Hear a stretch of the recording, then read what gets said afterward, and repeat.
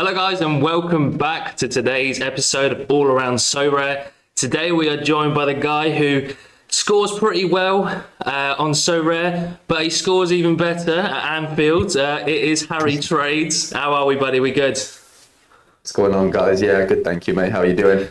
Yeah, well, mate, it's good to have you on. It's good to have you on, and likewise, I think with Ellis, I'm sure. But pleasure. Yeah, I mean, look, we're just going to jump into it, and we're going to ask you how and why Sorare. What got you into Sorare in the first place? I was one of those football index users, sadly, a couple of years ago now, three and a half years ago maybe, where, there was, a bit of a sort of turnover between, playing that game and then sort of going over to Sorare. It was like, Jan 21-ish during COVID. So there was like a bit of a, people were like sort of jumping ship, or I was playing both at that time. And then it was kind of like, because I was making football index content on YouTube, and I was kind of all I was doing with my channel at the time. And it was actually going like, well, like I enjoyed it. It was fun. We did like a 10K to 50K challenge. Like that was like my weekly series, like a Road to Glory type of thing. And it was fun. Like I really enjoyed it. But obviously, when obviously, football index hit the fan, it was like, I want to make content on something else. It was like, at the time I was just sort of dabbling into Sorare. So I was like, why not, start playing this game and sort of making content about it, because I enjoyed sort of fantasy football games, and they were the only two at the time that, I was really interested in. Like I wasn't really interested in like gambling, even though football index was technically gambling in that sense.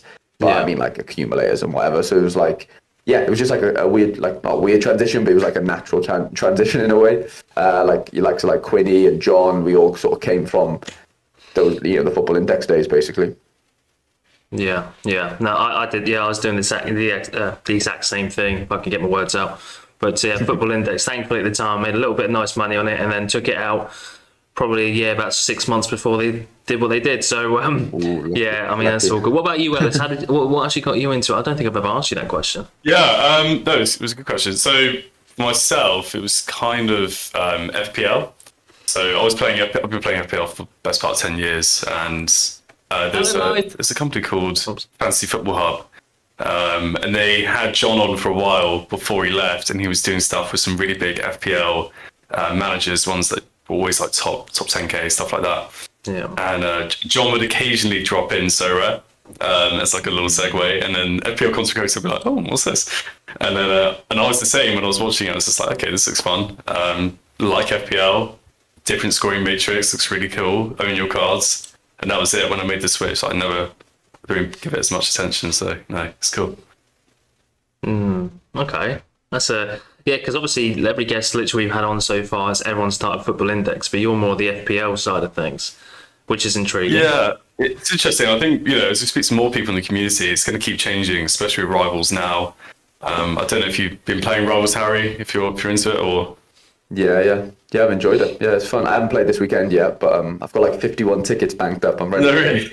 Yeah, mate. When they banked up like the winning streak type of thing. So like, when they said that was a new thing, I had a couple of boxes to open, and I think I'm on a 10 win streak right now, but I haven't bothered like playing the next 5 games yet. Is it 15 the next one? I assume. I think so. Yeah, 10, 15. I think it's increments. Yeah. But I won like 20 tickets and 30 tickets. So I've literally not had a chance to spend them, basically. No, yeah. And do you prioritize games that or do you just go for like random ones? At the time in that streak, I think I was on a stream with Quinny. I did the 5 games that were on. I literally won all 5. It was one of those lucky ones where like I just got away with it. I swear. There was a couple of pros, so I had like a couple of pro cards, and there was a couple just common v common. And I luckily just hit. I've just gone on a bit of a streak, and I think I counted it was like 4 common lineups and 5 pro. So no, I'm not that picky. Like you see like PSU fans, and like they're all being picky, and like even though he's got every card under the sun. But I prefer to play the common one just because there's less to think about in my opinion. But Quinny likes to think the pro side's a bit easier, but it's just not. I just can't agree with him, and it's just one of them. But, I was going to ask about. We're going to go into like sort of make a little segue into Rivals, but might as well go into it now. But I'm really enjoying it. Like you said, Harry, you're enjoying it. I think Ellis, you are as well. I think the loot boxes in particular were much needed. That sort of mystery element and a reason to play it, because I think we all played it in the beta, and I can't remember. I had like over 100 arena tickets at the time, and I just wasn't using it, and there was no point. I was just like, oh, there's no point. There's nothing to it. I don't even get coins or nothing. So the fact they brought in the loot boxes is good. What's your take on both years for loot boxes in general, and do you think they'll ever bring it into, I guess, normal pro mode? So.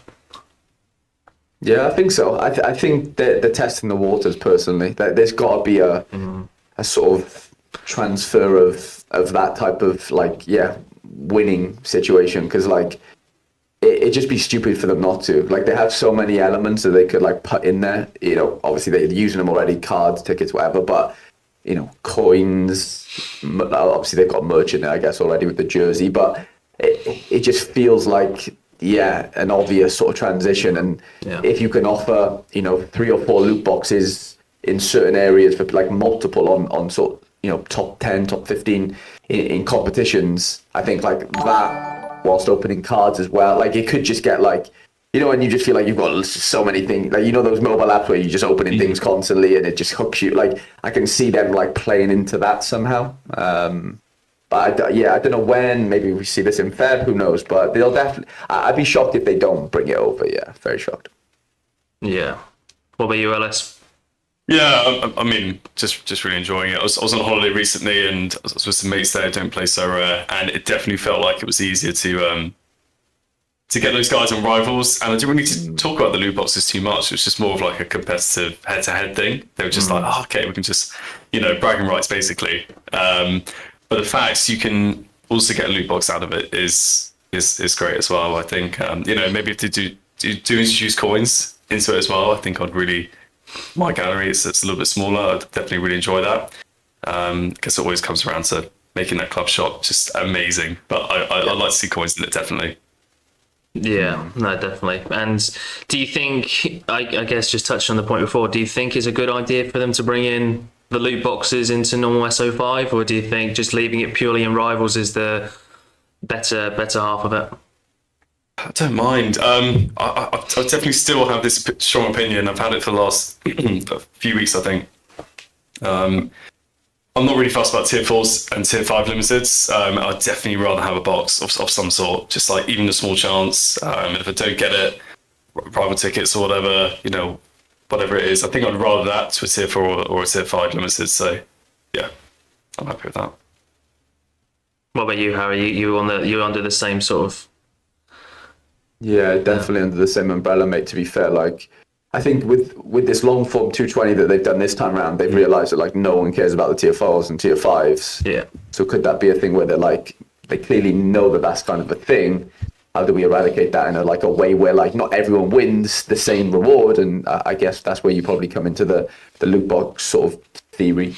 I was just watch. I was just on Twitter then, and I saw Gator Guy's tweet about he's on a 10 win streak or whatever, but he doesn't have any arena tickets. So I think a little sort of adjustment or modification to the actual arena thing is where if you win an arena game, you should get your ticket back, and if you lose the ticket, and it's on you, isn't it? I think replenishing the ticket, even if it's just one, obviously, it just keeps your roll going then, because how can you have a streak without tickets? I know you have to wait, but they want you on the app, so you don't want to wait 12 hours for that. So I think that's it just don't make sense. It's quite counterproductive, I think, from their standpoint. They want people on the app engaging. Well, how can I engage if I'm on a 10 win streak with no arena tickets? Right now, Nihilist replied to that, didn't he? Yeah. Oh, who replied? Sorry, I think Nihilist did.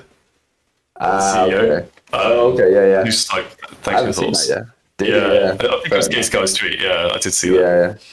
Yeah. Okay, that's good then. At least you sort of see that, and just little tweaks that's not a big thing. That won't really, it's not hurting their bottom line in any way. No, that just makes sense logically, doesn't it? Yeah, and it's just giving you're just farming more engagement by literally just giving us the ticket back that we already had, type of thing. If we win, of course. So I think that makes the most sense as a little tweak. I can't think of anything else really right now, but I'm not playing the common thing's another issue, isn't it? It shouldn't be an advantage to not buy cards, really. Yeah, that don't make sense. That needs to be sort of patched somehow. Whether there's 2 separate leaderboards, a pro leaderboard and a common leaderboard, probably an ELO for both. That could potentially work, but doing that now, then how do you segregate it? Do you go back and be like, well, Harry played 5 commons, so his EL over commons 100, and then Harry only played 4 pros and 1 4 pros, so he's only got 100 there. So like, do you split it? Do you start at 0? Like, Well, if you do split it, then I guess that's another segue into like you have a better chance of getting the mystery jersey or something. You know, if you do buy those cards like and streaks. Yeah, exactly. Yeah, 2 different streaks. Yeah.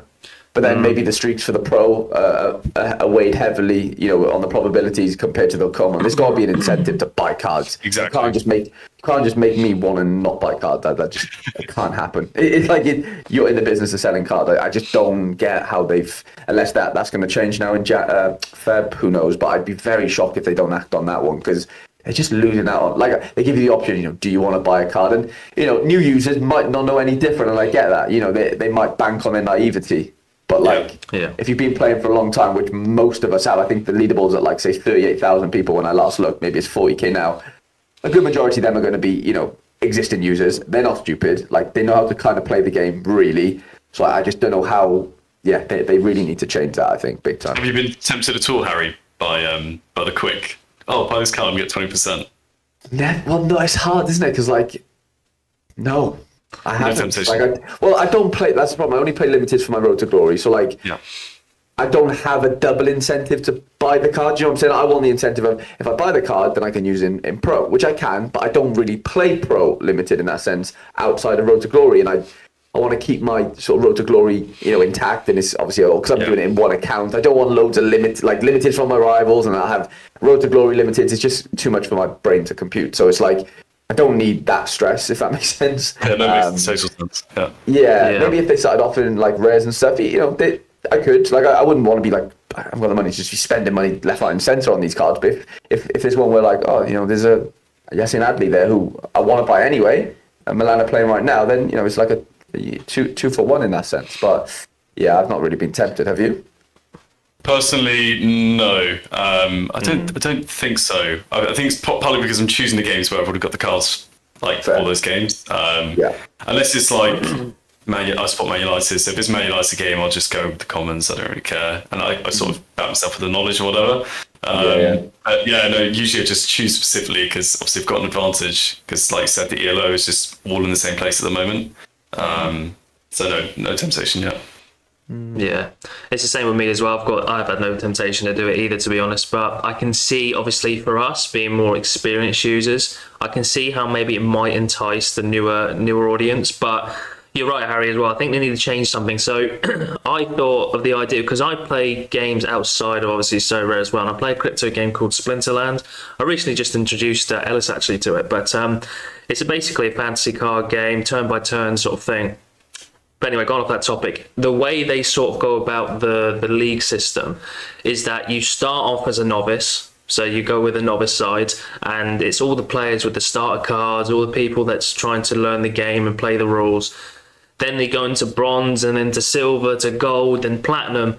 And then, that's where you want to be. That's where the big bucks are. That's how you get a lot of your ROI, or, a lot of other current, cryptocurrency from Splinterlands as well.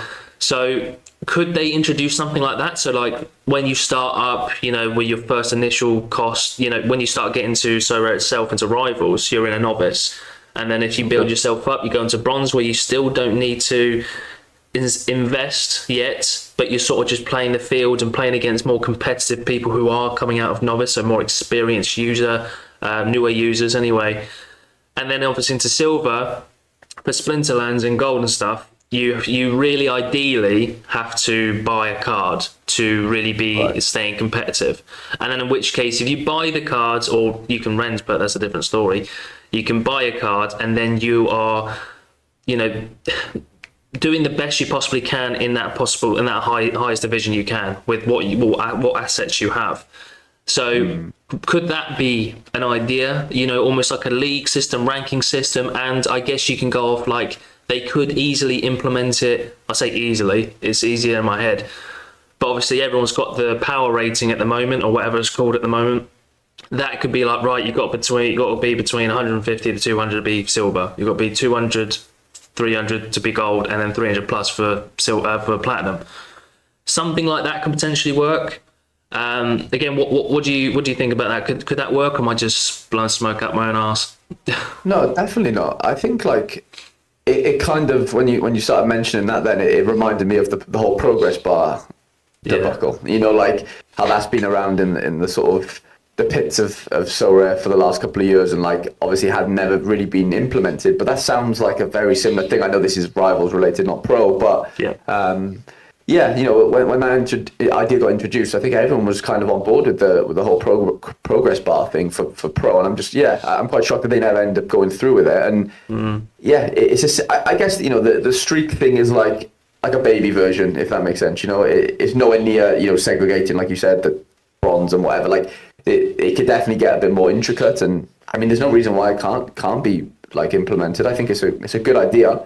Is there sort of obviously the requirements to move up is like, monetary related, and there needs to be an incentive for them, right? Like what's the carrot for buying that card to go up to bronze or, or to silver? I'm not saying they can't come up with that, but that would be the thing, wouldn't it? What's the incentive to go to those higher ranks? Is it just bragging rights? I don't know if that pushes the needle enough. It might. Well, I was thinking just again initially off my head is that so like again novice is not so much anything. It's more or less like learning the ropes and maybe coins related. Bronze can be what they're doing currently, just sort of like merchandise and stuff, and then gold can be VIP experiences or match tickets, and then the next one can be the best of the best sort of side of things.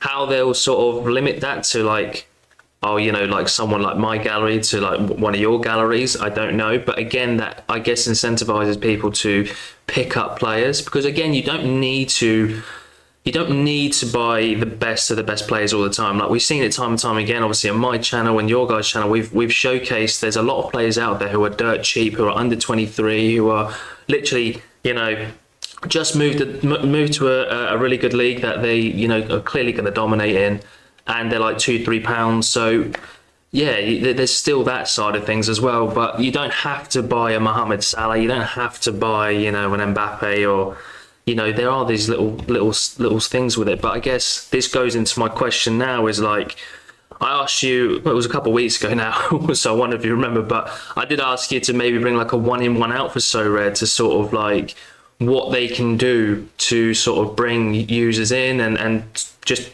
simplify the whole Sorare journey itself. So I've done the ad thing and the takeaway, but I didn't know there was a like to simpler, like if that was the. Oh no, sorry, that was me more blagging. I think just right, you in general. What how did you feel to better Sorare? Yeah, I just felt like, so one thing a couple of years ago Sorare Data did was like the Sorare Data Cup. Do you remember that? Were you involved in that? No. So it was like a week. It was like so it was like a weekly cup that went on like per league. So let's just say the Belgium league, or even the Prem. From day dot to not so much the end of the season. It might have been like 8 game weeks long or whatever.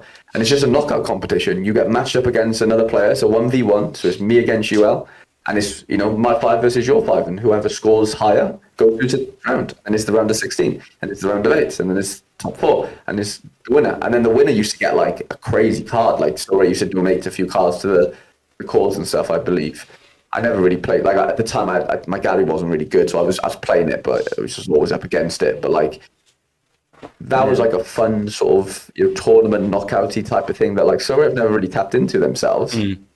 Like just that type of format maybe to SO5. It doesn't have to be I don't know, it could be a monthly thing, like they do the monthly comps now. Turn that into like a knockout thing. You get 10,000 people enter the first week.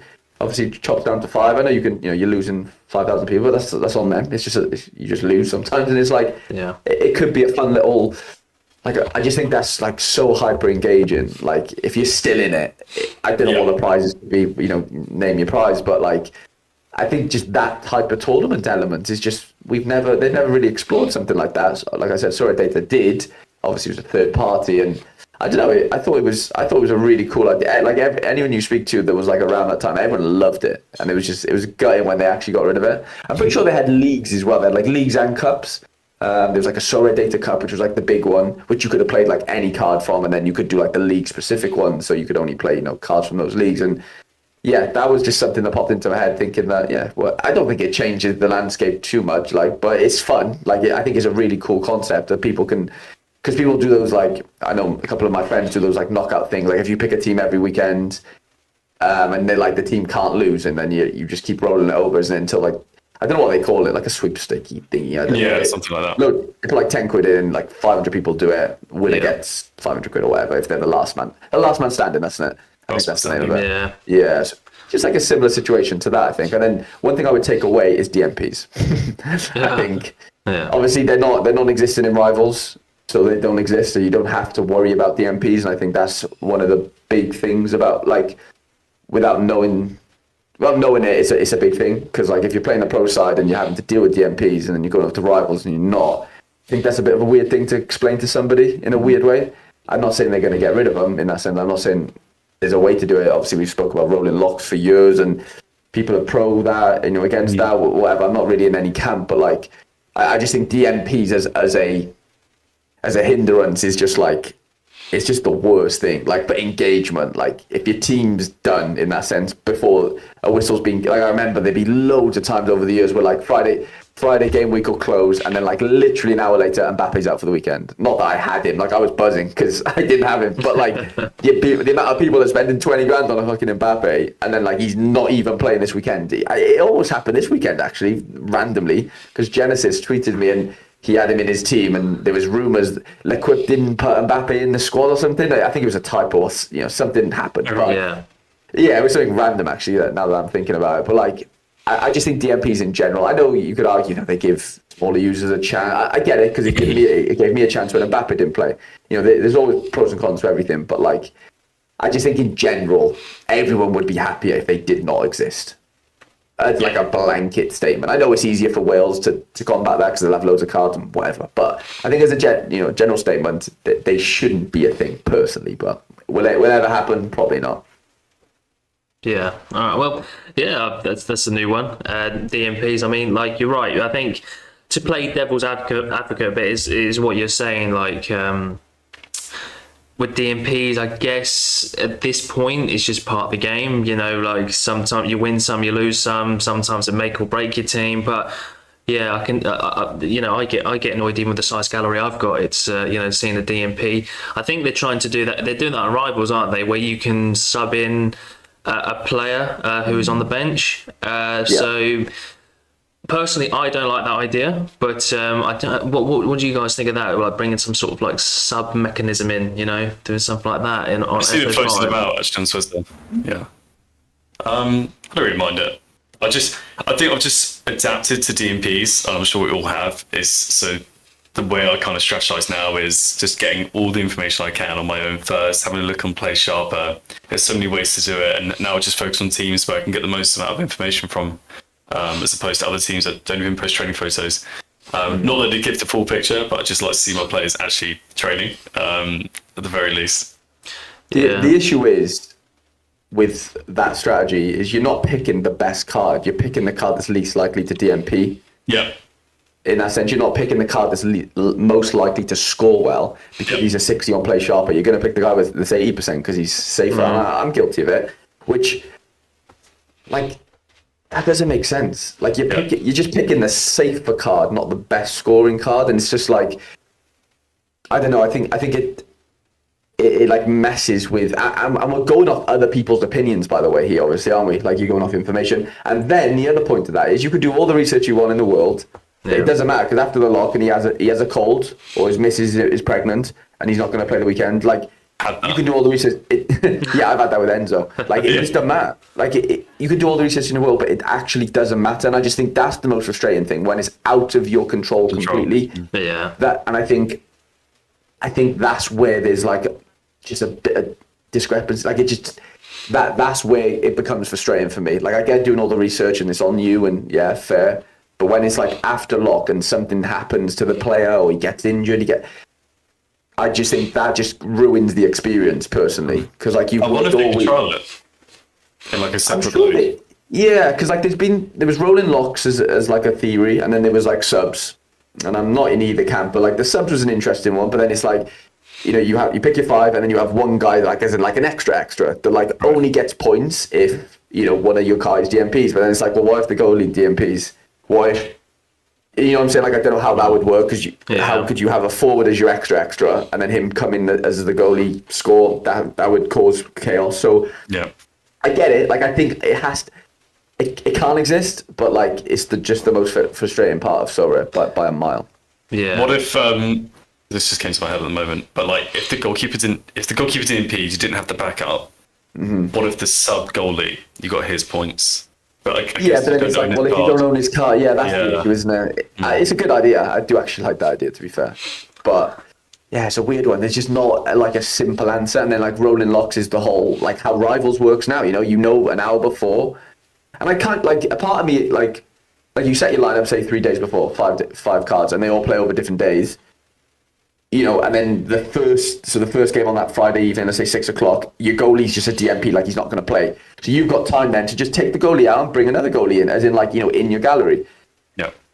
People could do that as well. Like, everyone's on the same page there. The only issue is timings, right? If you're in Asia, if you're in wherever, like, you might not be awake, and I guess you could argue that's on you, but, like, that's just not a good experience either, is it? Like, having to wake up in the middle of the night and just have a look if your goalie started. Like, we've all been there, but I just, again, we're not all on the. You're never going to be on the same playing field if you got a worldwide game, because everyone's time zones are different.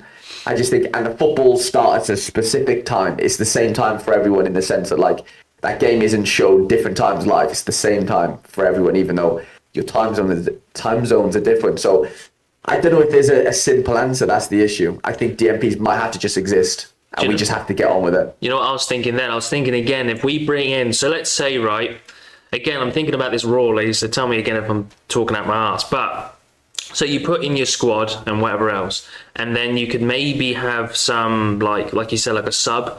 So you've got a sub and maybe in each position, but depending on, if, like, so this might boost collections, for example. So, like, let's say you've got the main goalkeeper for Madrid, but you also have you don't have the backup. He'll be a common, but he'll be taken. He won't get the high amount of sort of points that he gets. So he'll have like minus 20% or minus 10 or something like that. Yeah. Or if you did have that goalkeeper that is a backup, and he does end up playing, then it'll just swap and you get the normal points bonus, or the normal points that goalie scores on that particular game week. And it can be the same sort of through the defender, midfielder and forward, because I guess extra is not really, well, I guess it's sort of needed, but it's not really needed, I don't think.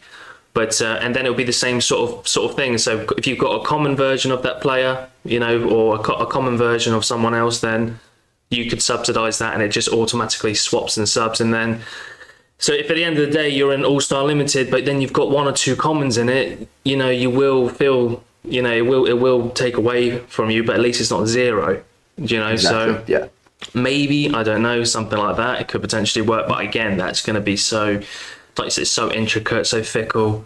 I don't know how that's sort of really going to... I like that idea, though, because common, like, if you're doing it with commons, like, let's say, for example, you did it with limiteds, where you need... And you had that, and you had multiple lineup. The issue is you can't use the same backup for multiple teams, can you? Yeah. Or, in theory, otherwise, unless you had multiples of that card. Yep. That's where it gets tricky. Like you said there, actually, I kind of don't mind that idea, because if they're commons, everyone's on the same playing field. Yeah. If that makes sense. But then you could argue, if everyone's on the same playing field with, like, having a common backup for each card, like, then everyone's on the same playing field if they're having DMPs. But the issue is, you're just going to feel left out if you have a DMP and no one else does. Like, say if I'm on 400 points after 4 players, you're flying in All-Star Rare, and I have a 0 for my extra card. Well, that, in your case there, if you did get that common, it might be 30 points, whatever it is. Yeah. That 430 then, like, ensures that you're probably going to get, like, a really good reward, where if you're on 400, you might not get in the cash. Like, that's the difference. And I think in those scenarios, that's where it'd be really cool if there was some sort of backup or common card with a minus 20%, something around those, like, in that realm, definitely. Yeah. It's like I said, it's just something at the top of my head. So I'm sure Sorare might be able to come up with something like that, but whether or not they're going to do anything about DMPs, I'm not sure. But again, like I said earlier, with DMPs, I guess, excuse me, that is part of the game, because I guess you see the scores these days, like we're getting in the 500s quite regularly. So, which is absolutely, revolting for anybody who's having a major good game. Imagine having like 400, 430 points or something and not getting anything, or getting not getting close to podium or nothing like that. Like it's absolutely ridiculous. But so I'm guessing like DMPs are sort of needed for that side of things, to sort of. Yeah. But I don't know. But I don't know. I was going to ask you as well, because obviously I mentioned it before. We had the whole. I introduced you with scoring that banger at Anfield, and I like to hear more about that, how the situation all came about, meeting Robbie Fowler, and how was it? I'd love to hear it all. Yeah. Yeah. So it was a random one, to be fair. Like a couple months before that, John basically organised for a couple of us to go over to France and play like a five-a-side team five-a-side game, against like Sorare Data, and then like Sorare France Club or something. There's like a Twitter account. They play every Friday, basically. A load of Sorare users in France in this like indoor five-a-side place, and that's where we ended up. That was the venue of the place, and that was the plan. And then John couldn't make it, so basically he left us to go on our own, basically. Not that he weren't taking us like holding our hands in that sense, but like he just didn't go. Yeah. He had something. I think he had to go and do like the MLB thing or something with Sorare. So like it was like late notice anyway.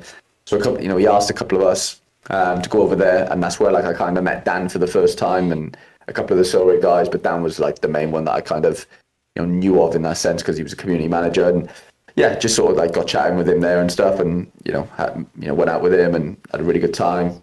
All the sort of guys there was like Simply Alex and Haber, Josh Forth, who doesn't play anymore. Who else was there? Oh, Stish was there. Stish was there. And that was a really good time. Anyway, and that was in like, March maybe last year. And then, a couple months later, I just got a message off Dan saying there could be this opportunity coming up. We're kind of prioritising sort of like Liverpool fans, like Liverpool collectors first. But if there's sort of space, there might be a slot for you to come and play and, record content and stuff. And I told him the idea of, recording the game and sort of, scoring my SO5 score and like having like a GoPro cam. And I think I did that before the Prem did it, didn't they? In the with Tielemans, he did it in the summer, what was it?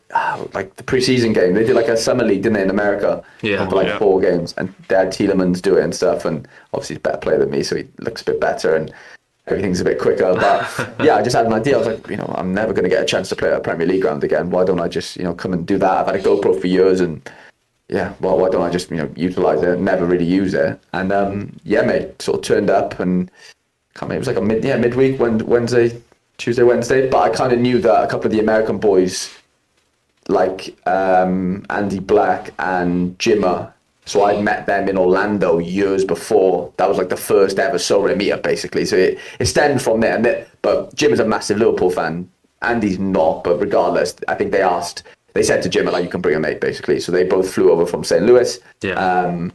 We just turned up to Liverpool, mate. And we've got, like, we're in, like say if you go up to, like, the VIP section, we're just in the lobby, just chilling, waiting for everyone to turn up. I seen Stish there, obviously John and Quinny. So I stayed in a room with Quinny the night before. That was it, we went up the night before.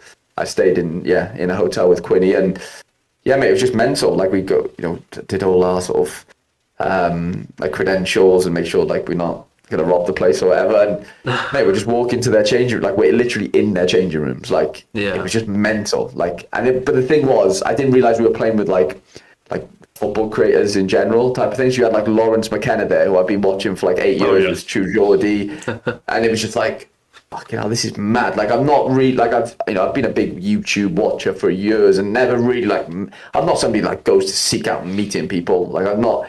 But I can't say I was starstruck, but it was just weird seeing someone that like I've watched for a while, and just had laughs with, like without him knowing type of thing. And then it was that James Alcott fella as well, who I didn't really watch at the time, but I've kind of been a bit, I've just watched him a lot more recently, just because it's more football related. But anyway, we're in the changing rooms and we're all sitting behind like I can't remember. I think I was behind Kelleher's. I was in like number 1 or 2, and it was just mad. So everyone was in the same changing rooms, like both teams. Fowler and Heskey walked in and were like, what the fuck? Like, how mad is that? But the mad thing about that is, Dan was telling us that like they had a list of like 50, like, or I don't know how many, but like all the legends basically. They could have chose anyone. Torres, Gerrard, from what I gathered, they could. Yeah, I swear on my life, they could have chosen them. They chose those two. So, I mean, I get the Fowler one. I don't know if there might have been a few, better names than a Heskey maybe. Both top guys. I gave it to him, like really nice. I'll be honest, Heskey was really quiet, like very, very introverted. Really, really quiet. He wasn't my manager, so Fowler was mine.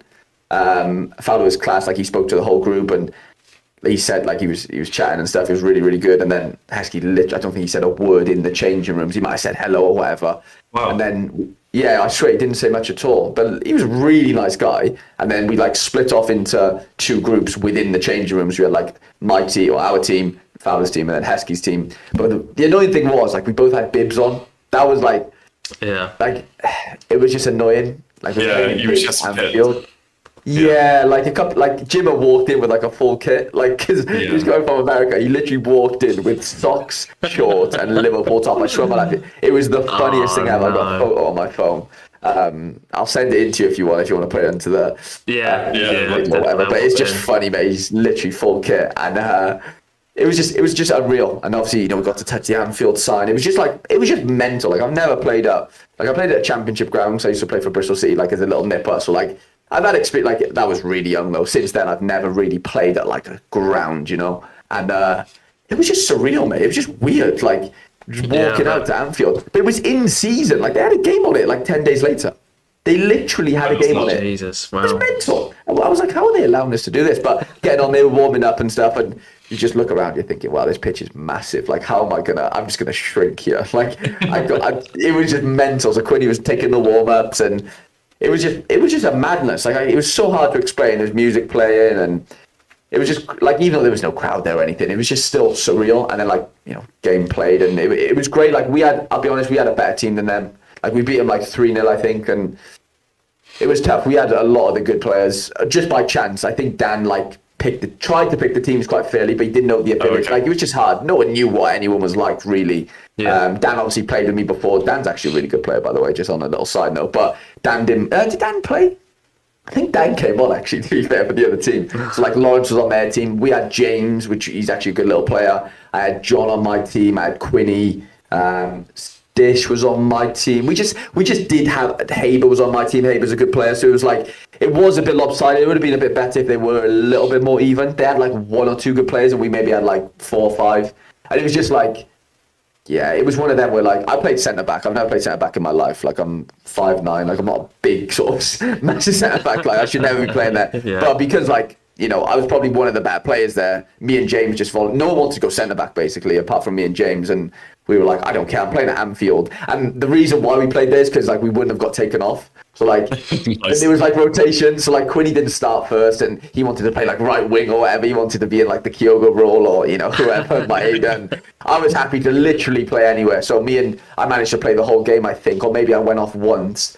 It was a 60-minute game, maybe 2:30s. Linos, ref. It was just mental. The ball he played with was a bit dodgy. It was a bit of a flyaway. Oh, really? Like it looked fine. Like it was fine, but like it wasn't like the like legit, Premier League £200 balls. It was still it was fine. And it was mad there. And then I literally didn't cross the halfway line once. I've gone over like for the goal you probably saw. Like literally didn't take a shot all game. And I'm a number 10 by trade. Like that's all I do is shoot. Like that's all I can do. Yeah. That's the only reason I've played football all my life. Like I've got a good shot. And I've literally just went on a little run because it was like maybe 2-0 at the time or maybe 1-0 and we were cruising a little bit. I was like, what, I'm just going on a little run here. Went on a little mazy and I found myself like 35 yards out and I was like, I'm not passing. I've got to try and score once, haven't I? Like I can't not have a shot at Anfield. And mate, it's just fucking hit the post and gone in. I'm just like, what is going on here? I've taken one shot, I've cut in and it was just, it must have just been meant to be. Like it was just crazy. It was the XG on that is... Yeah, I wonder what it was because like it was quite far out. Like I had my head down. The annoying thing was though, so I had my GoPro here, and because for the whole game I didn't really have to do much. If I'm being honest, like I was just passing side to side, and I had a few duels and whatever. But like the GoPro weren't really moving. So when I went on that little run, the GoPro started like, basically like looking at my feet rather than the sort of the view of the pitch or whatever. So like. It was a bit annoying that the GoPro itself didn't really pick up. Luckily, Alex John's sort of cameraman and stuff and right hand man, he had it. That's how I had the footage. So he was filming John. John had a little microphone on, so they were like, whatever. So he gave me the footage, luckily. Otherwise, I would have been scrambling because the actual footage of the GoPro, I don't think, it just wasn't that good. Yeah. But mate, incredible. Went for food after. The two guys, Heskey and Fowler, didn't come for food after, but they stayed to have pictures and stuff on the pitch. And then they sort of shot off, which is fair enough. But we went into like one of the lounges and had food, and met like some of the marketing guys from Liverpool, and it was just surreal. And I drove home the same day from back to Cardiff, which was like a 4-hour drive. But that was like, I still can't even believe we did that. But like the amount of guys there that like I didn't realize played Sorare, in the sense of like Tom C was there, who's like a massive whale on the platform, but he's like a massive Liverpool fan. Dream Villain was there. I don't know if you've seen his account, but he's got like a massive, I don't know if he still plays, but he has like a giant, and I mean like ginormous account. He had like Turkey Unique at one point. Like he was like the under 23 like god. Wow. Okay. Really nice guy, English guy. I think he was from like Bristol way. Top guy, and it was just mad. It was Pranksy was there. Oh wow. Wow. Okay. Yeah. But we don't know if it was like Pranksy or like the guy was saying he weren't Pranksy, he just works for him, if that makes sense. That was the thing. Right. So there's like two people there for Pranksy. It was like this woman, like let's say she's like a PA or whatever, and then it was like a guy. He was just like a nice guy, but he tried to tell us like he weren't Pranksy, he just works for him. Right, so okay.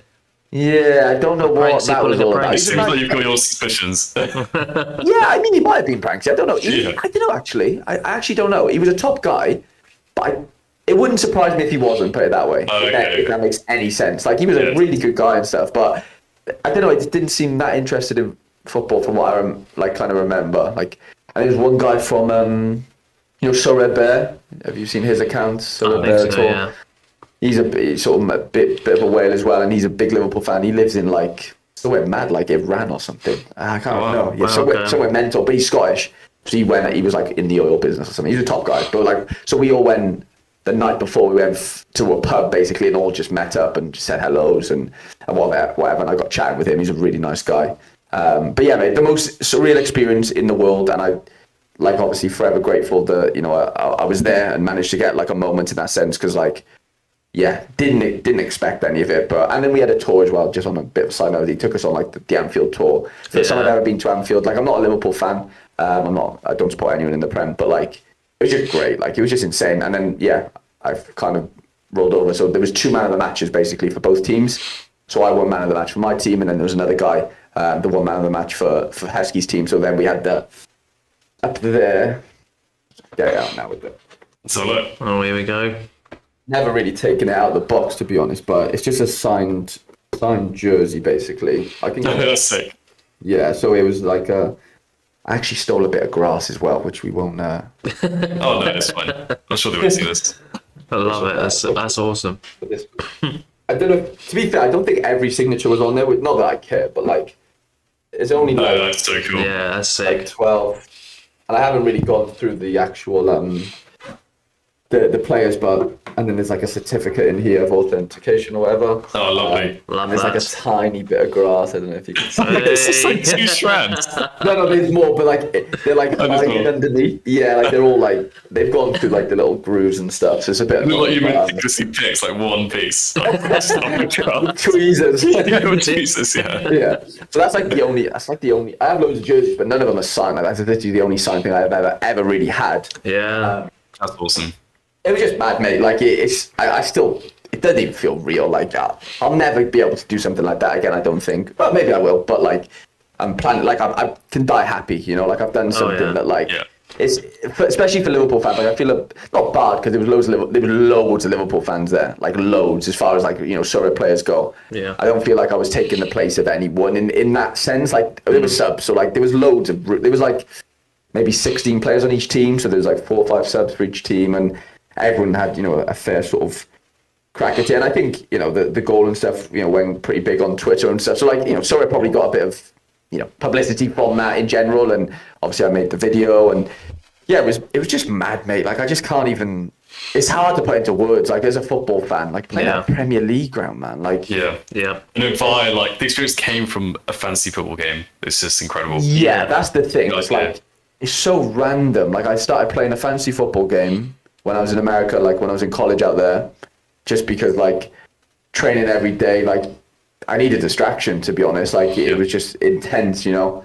Obviously studying, but that wasn't there wasn't much studying going on. Like you know, and like you're in the middle of nowhere, and it's just like obviously I was still connected to football, but you know it was nice to have something that I could really like root for, and for that to turn into like an opportunity to go to Anfield. It's just like, and about the good thing about Liverpool is I think they're like the most like forward sort of marketing team when it comes to things like that. Clearly, because they're the only team right now in the Prem that have like offered that with Sorare. Yeah. So I think that's quite interesting. Like I think That is they're like interesting. really on. Yeah, and to be fair, if you think about it, they were like, well, them and West Ham were the first two Prem clubs before the Premier League had their license, right? So you know they had previous because I think. It was like maybe 2021 Liverpool cards there is on the platform maybe. I don't know what the league, you know, the year is, but a couple of years back. So I think they must have had a relationship from then, and I just think it should be like Sorare needs to just do so many. I know it's not in their hands, but you know they need to do that for like all the grounds if they can somehow, or not all, but you know the big clubs and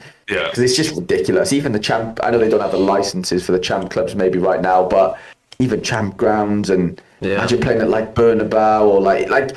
Those things should be quite possible in off seasons and stuff. Yeah, off season, We definitely. It has to be. Like, I think those experiences are ridiculous. I know they're giving out jerseys and stuff for like collection points, and great. But like, if they can do something like that Liverpool thing again and really nail it right with like, because there was no one there from Sorare. It was literally Dan and a lady who I can't remember her name, but I think there was maybe 2 employees from Sorare. So there was no like videographers or from what I remember, like from Sorare. I swear it was mad, mate. That seems like a real opportunity missed. That I they know. weren't there.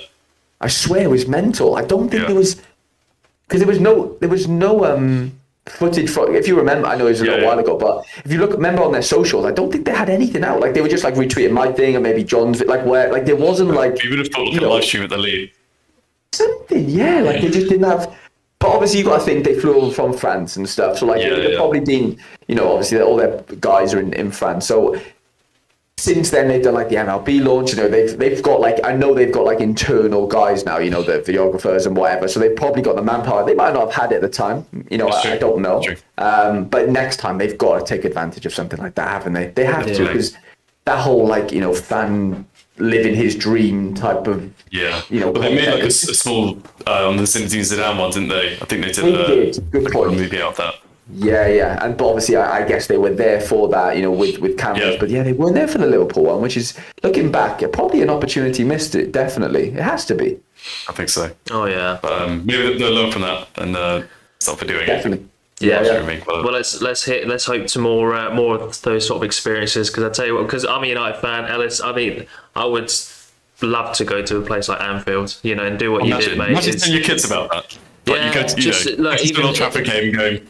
Exactly. Even but like I've scored there. Like that's what. Like I look at it. It's mad because like I look at the goal. It wasn't at the Cop End, obviously, which is annoying because like my uncle's a big Liverpool fan. I have loads of friends who are Liverpool fans. It's just like that's the only, to make it like as perfect as possible. It would have been obviously scored the Cop, wouldn't it?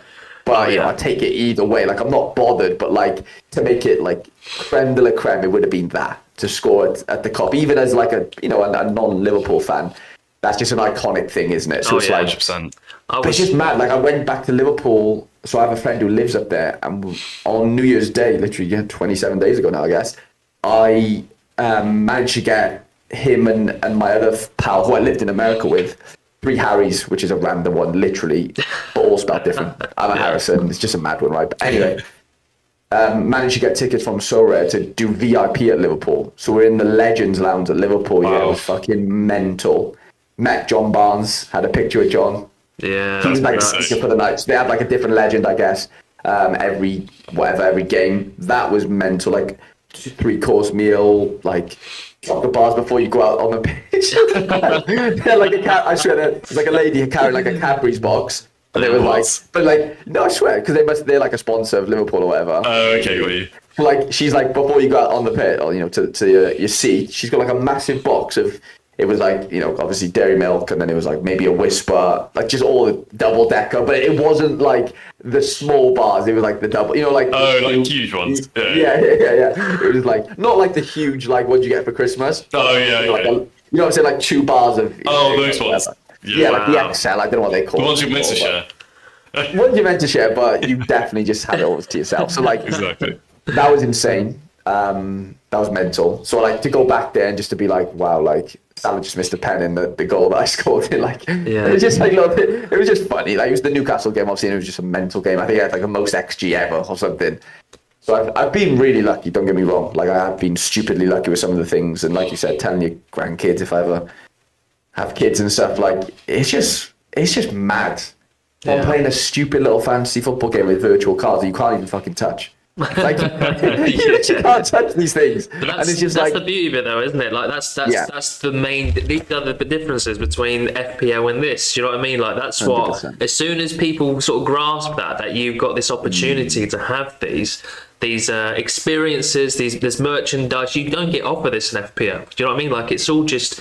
I don't even know what you win in FPL if you come top 1,000 because I mean. Rights. Yeah, it probably is. I don't know if you win anything or if you win probably some match tickets. You have to win like tournaments and things. That's what I mean. And it's just absolutely crazy and bonkers that the FPL don't offer more because, I mean, look what Sorare are doing and the size they are in comparison. Like, it just goes to show how lazy they are, FPL in general, like what they could have actually done. But yeah, mate, I love hearing about these sort of things. It's definitely something that's a goal for me, particularly for United. But if Sorare ever invited us to Anfield, I wouldn't say no. Just put it out there. But things like that, like you said, are like bucket list items and experiences. Like it's so real to be able to hear even just your side, let alone maybe experience it yourself. So yeah, big props to you, mate. That's amazing. And the goal, not cop end, but. You definitely whacked it, and it definitely went. It was. You could have had a sloppier goal. Let's put it that way. You could have just got like a little. Worse, yeah. Imagine it was a corner. You got in there, and it just like you headed it and it ricocheted off everyone. It went in. Like that's less of a goal to talk about. But because you've smacked it from 30 yards, 35 yards out, it's like you said. It's like written in the stars at the time. Do you know what I mean? Literally, it was mad. Absolutely love that, mate. So I'm glad. Happy for you. Thanks, definitely. Mate, I appreciate it. No problem. So yeah, Ellis unfortunately had to go. He had to dip. But nevertheless, we will carry on, mate. And did you have any more sort of experiences or anything like that that you wanted to share or anything like that through Sorare or even what you've maybe just done in your life? I like it. Yeah, I mean, I touched upon that little the America sort of meetup. That was like the first it was a while ago. This was now, but we went to Orlando, like a load of us. So. That was the first time I'd met John in real life. I'd known John for years before that, but first time I met him in person. Laird was there, Maxime, who obviously owns Sorare Data, was there, and it was just a mad experience because I was in America at the time, playing footy and whatever, like in college. So it was a chance where it came about, and it was just like I need to go to this because like I'm gonna make some good connections here, as far as. PSU was there, and managed to get a plane ticket down to Orlando from Tennessee, and stayed overnight. Was it maybe a couple of nights, a night or two in Orlando? Went to the Orlando game. They played Charlotte, I believe, and it was just nice to just meet people playing Sorare. Like that was the first time from the first time I'd met people that like I didn't know playing this Sorare game. Yeah. But it also felt like one of the first ever like Sorare meetups in general. Yeah. It was definitely the first in America. I can't remember if there was one in the UK before that, but I'm pretty sure there weren't. I really don't think there was. So it was just like, I think we just maybe lost that trend, but that was kind of the start of like people playing an online game, meeting in person, and just kind of, coming together, and we all obviously love footy. So it was great. And I think that set like a precedent, I guess, in the community to get new things going. Obviously, you've got like Sorare 7s now. There's so many things now that are like incorporating real life stuff. Like you said, it's a virtual game, but there is like physical, real tangible things that you can kind of do with it. You can meet real people and have real connections. And it is, it is incredible. Some of the, like, just the connections from that sense, like, just to know that I've met those guys in person, and like you can put. Sometimes it's easy to see someone on a screen all the time, isn't it, with content? But like when you've actually met them, it's a bit different, and like that you can count them as like your mates and stuff. Like I'm really good mates with Laird, and that probably wouldn't have happened maybe if I didn't meet him in person. And yeah, just things like that, mate. Just like I love football. You know, I don't support anyone. Like I just support Wales and well, and it's just like I just love watching football. I love talking about football, and you know, you gravitate towards people that have like a similar interest in to you in life, right? So it's like, and it doesn't matter what age you are either. Like I was like 22 at the time, when I was maybe 23 when I first started playing. So that would have been 22, and it's just like I was playing like Laird's like 40 odd. Like I'm playing with guys who are like a lot older than me and stuff, but it doesn't matter. Like it doesn't. Nah. We all just have the same interest, and it, you know, I wouldn't. They didn't never like look down upon me because I'm like a kid compared to them. It was never like that type of thing. Yeah. They always like, it was all really respectful, and like it was just class. Like I just really gravitated towards them, and that was like, if I didn't do that, I think a lot of things might not been the same, if that makes any sense. Like, you know, that was like the start of it, like the fact that I managed to get there and to meet a few of the guys, and it was just like, oh wow, like this could be a real thing. Like people actually love this game, and it could turn into something. And yeah, man, it's just been mad, just a mad little roller coaster of like, 2.5 years of crazy experiences and playing a game that I love doing. Or like doing, like, you know, I basically quit my job in America to come and play Sorare full time, basically, is kind of how it panned out for me. So like I don't regret it. Like I'm not here sitting like I'm a millionaire or anything. But like as far as the experiences I've had, like it's not even like monetary for me. Like I don't make crazy amounts of money making YouTube videos, but I just get by, and I enjoy it. Like I'm not somebody that's motivated by money, if that makes any sense. Like I'm really not. Like I just want to be happy, as like corny as that sounds. Like I do, like genuinely, and like I've managed to do that for the last couple of years and have like crazy experiences. And I've kind of like, in the money that I've lost out on, like if I would have had like a real job, I've gained in like connections / experiences that are like invaluable.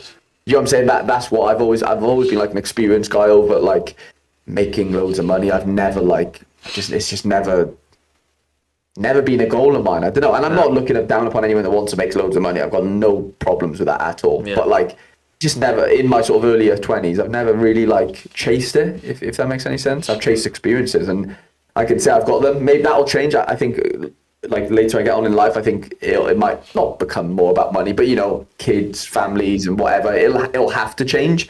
Yeah. I think since being my age and being a bit younger or whatever, and having no responsibilities, sometimes you just got to take advantage of that, haven't you? I know that's just gone into a bit of a life lesson, I guess, but it just being honest, that's kind of how it's all panned out for me.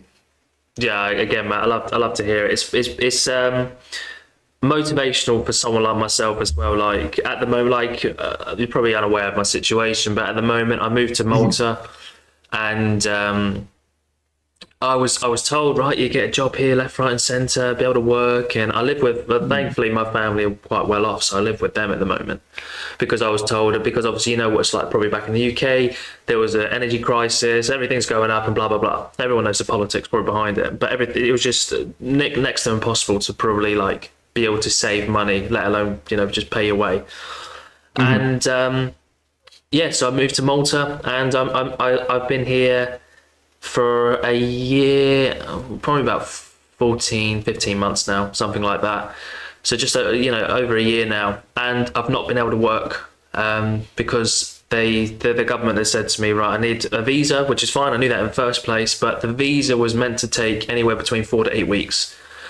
And it wasn't until a month or two ago I got told, yeah, you can work, and then they've told me I can't again. So I've, to keep myself sane, I went more into Sorare. That's why I do the channel I do.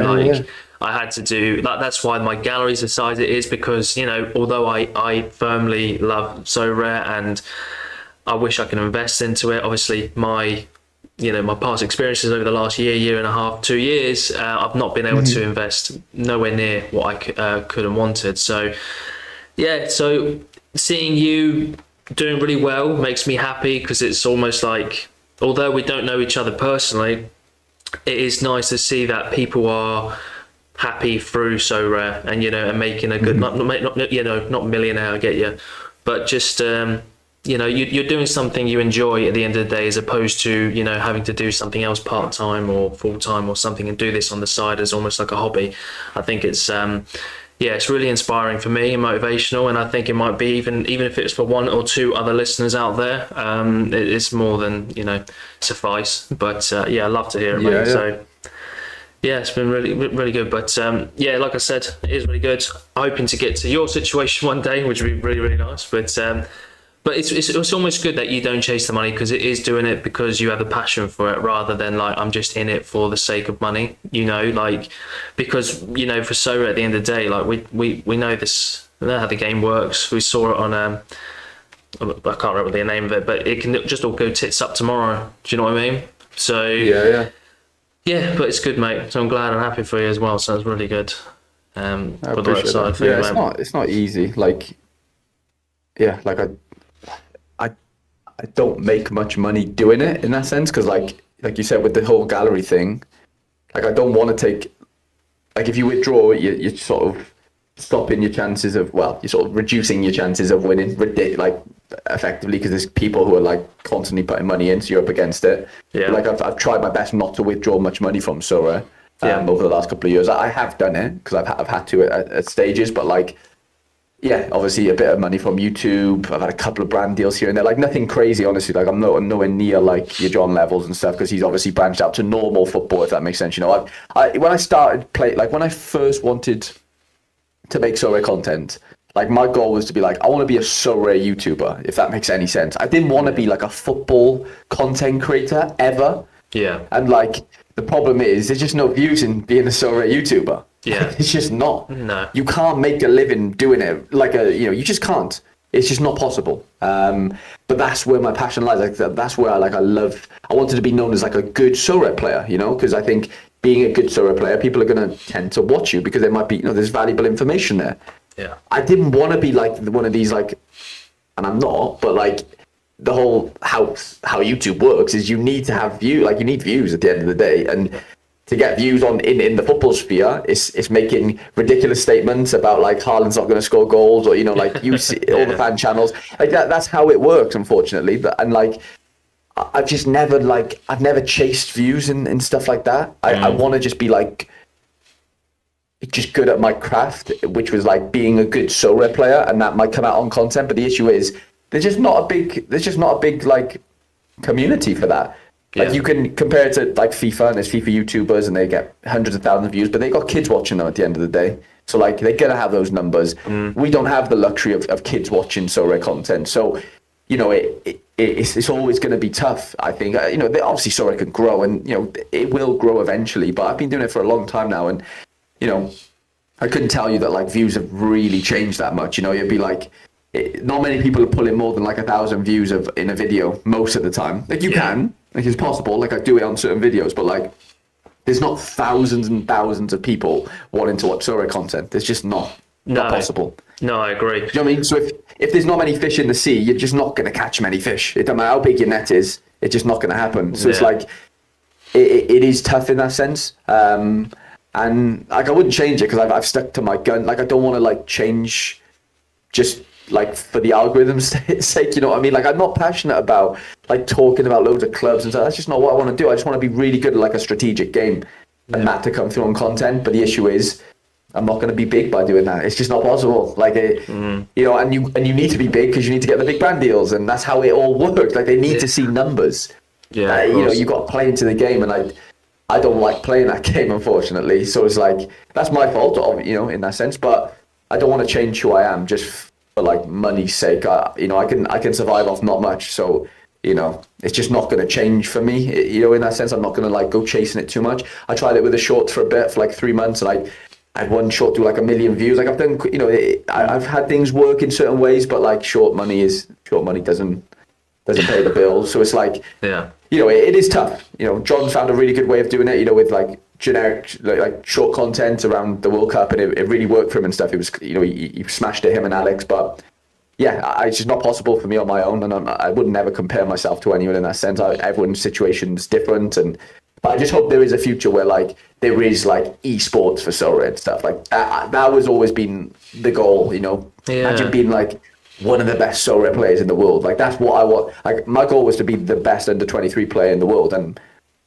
there were people with better galleries than me, but like as far as like punching above my weight, I was one of the best. Like I've won Sorare under 23 Red Pro like 8 times or something.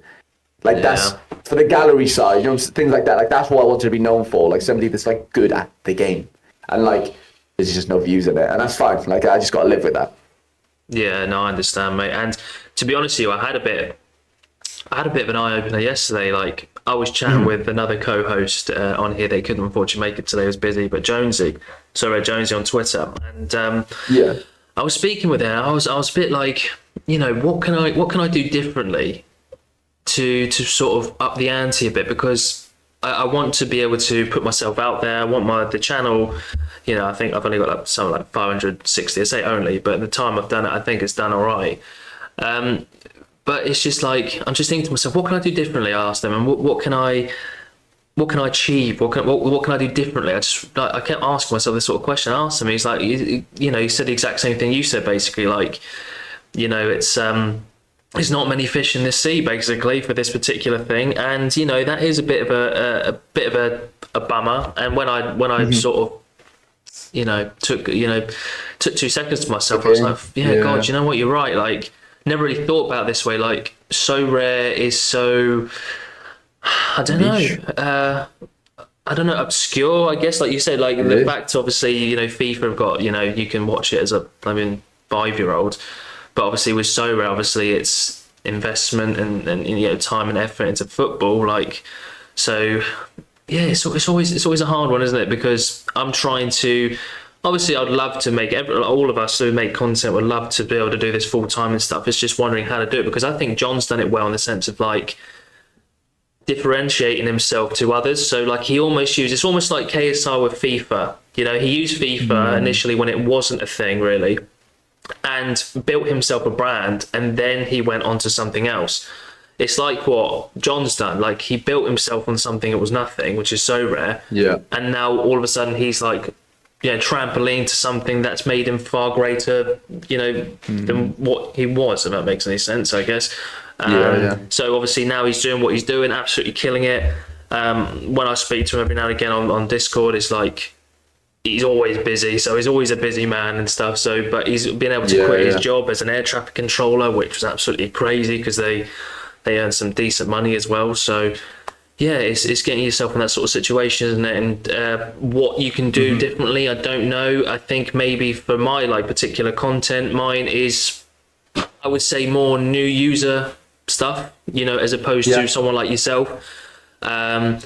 Where I do obviously showcase like smaller budget, cheaper players under £2, you know, Cap 240, all this other stuff. But you won't give a shit about that. It will be the new user to be like, oh, well, yeah, well, sorry, but like, this is me speaking just off the tongue. But for me, like, it would be more or less like new users will be more onto my content than opposed to maybe older users. And maybe you might be in the minority for that, which is good. But, definitely the majority of them will be people that are new to the game. Are like, right, well, I'm not too sure about this so far, but you know, this guy's recommending someone for £1.50.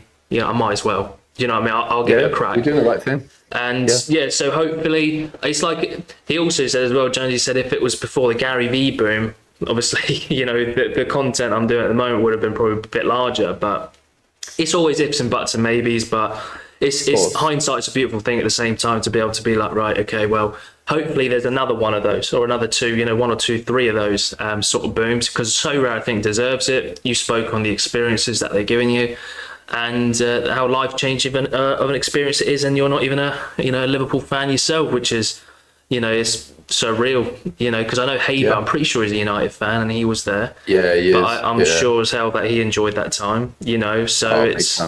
Yeah, it's absolutely crazy. This sort of mad, mate. Yeah, you're doing the right thing though with content, as far as like targeting, you know, new users.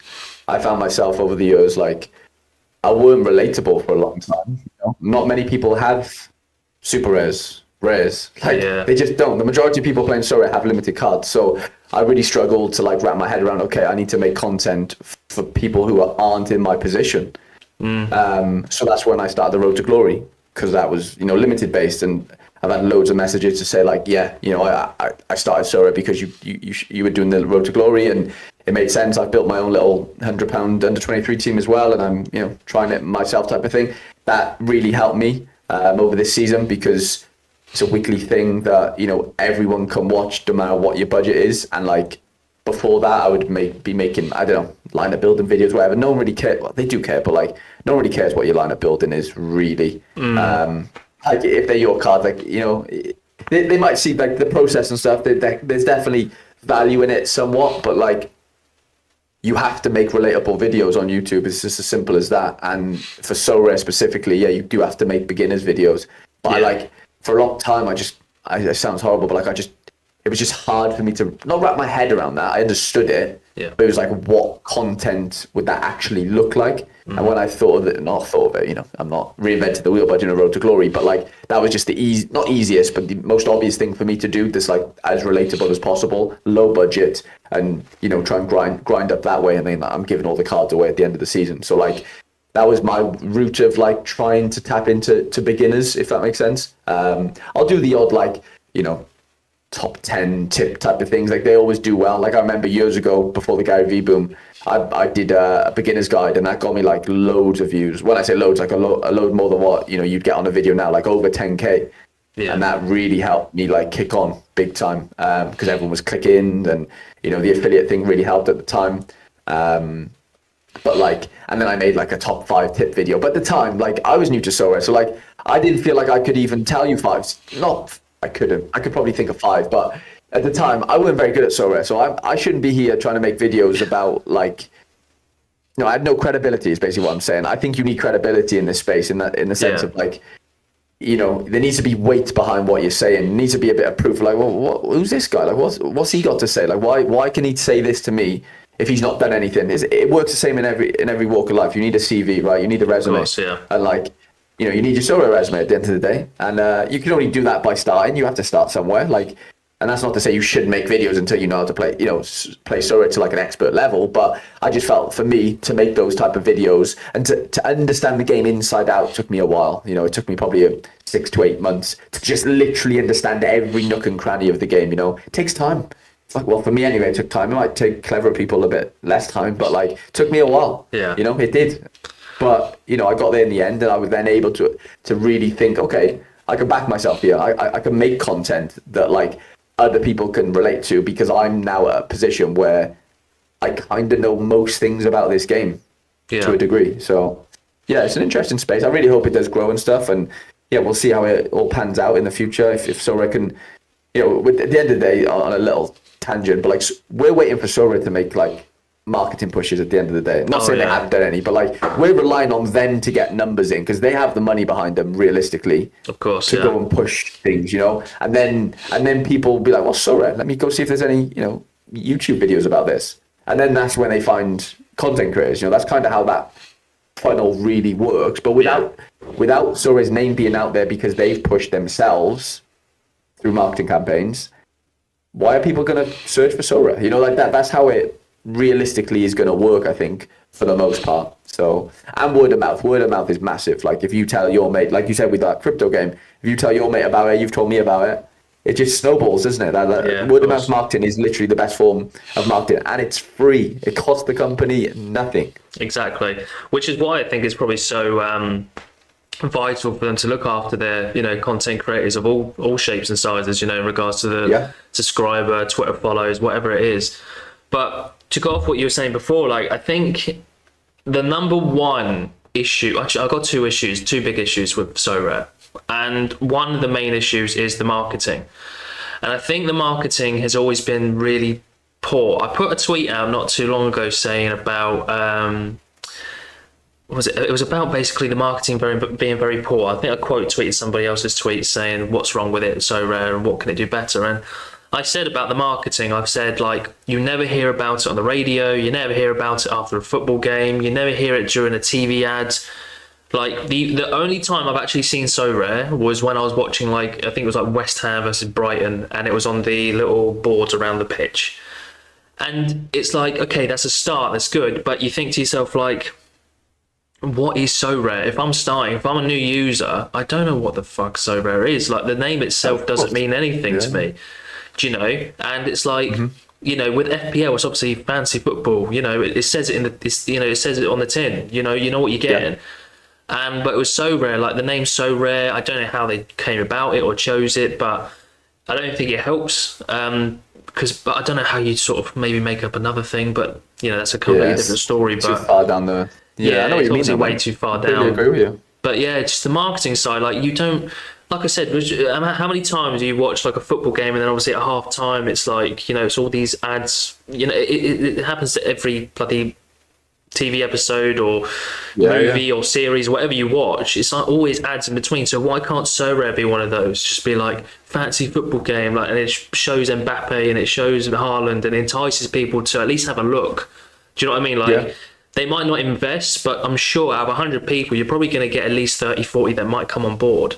Do you know what I mean? And that, at the end of the day, is a start, rather than maybe doing all these tournaments that are 500,000 or I'd rather that sort of budget get put into marketing. Because again, why I mentioned the tweet beforehand, because I went on a bit of a tangent. An American said in there, oh, well, they've done quite well in marketing over in the States.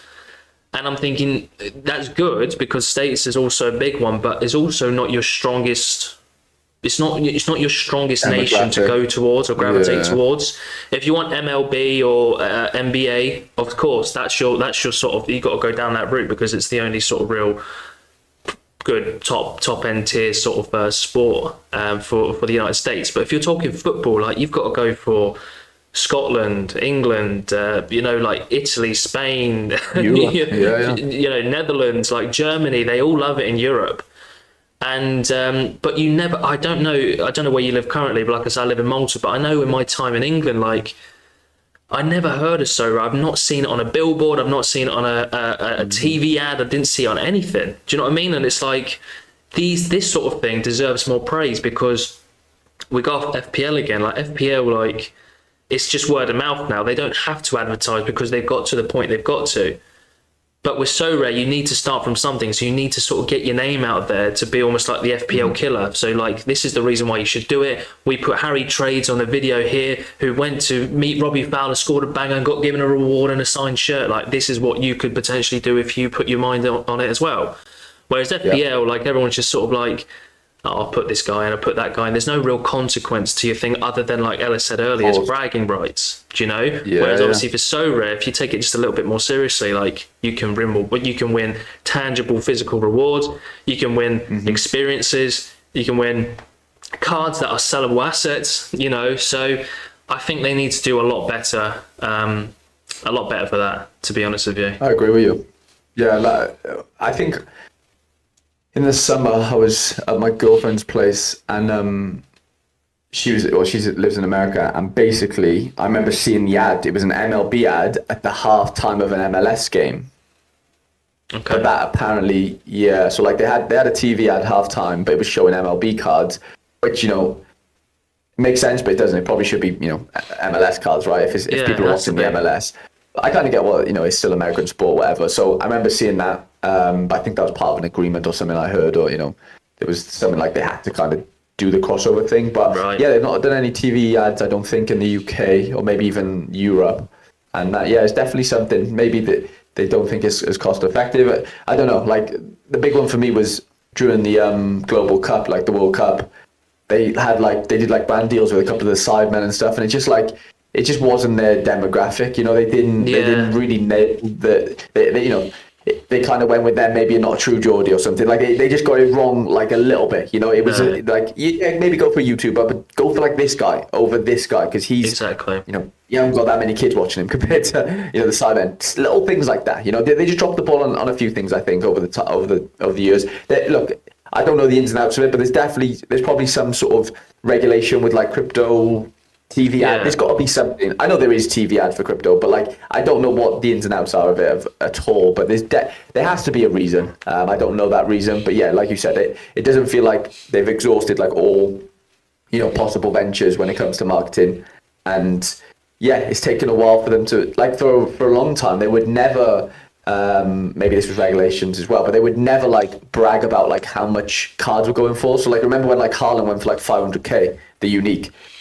That didn't really get talked about at all on socials, which it should have been like a big thing, but it wasn't. Like nobody, Sorare themselves didn't really push it. It's just interesting, like they always, because I've heard like they're fighting against these regulatory people for a long time, and apparently, like I remember Maxime saying it on a stream for Sorare Data a couple of weeks ago, maybe.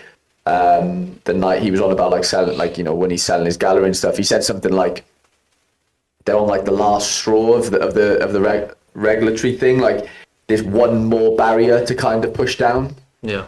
I don't know what that entails, but it's something along those lines. So I don't know. It's so hard to kind of put a finger on. When I spoke to Dan in person, as somebody that's been at Sorare for a long time, he was basically saying like they didn't expect any of this growth, early on. It blew them out of the water, like the Gary V stuff, and like they just didn't expect it. They didn't have the manpower at the time to deal with it because they didn't think it was going to happen. It was one of those situations, like a bit of a unicorn situation, and yeah, I think they've always been playing catch up, and yeah, it's a mad one, mate. To be fair, it is a mad one, but there's so much potential. Then it just needs to be tapped into the right demographic, and it's hard to compare with FPL though because there's money involved with Sorare is the issue. Like there is a comparison there, but I think FPL itches. Like I've got friends who play FPL like regularly, and they play with like their mum and dad and stuff. Yeah, it's more like a family thing. I know it's with your friends as well, but one of my best mates, Harry, he plays it with his mum and dad, and it's just like. I get it because like they don't want to put money into football stuff. They don't want to relate money. They're just happy to just click buttons on a screen and not have any consequences. Like you said, it's just bragging rights. Of course. And that's enough for some people. But other people have, itches that they need to scratch, right? And it's just like exactly. That's the issue. Not every football fan has that sort of itch to put money into football in whatever way that looks.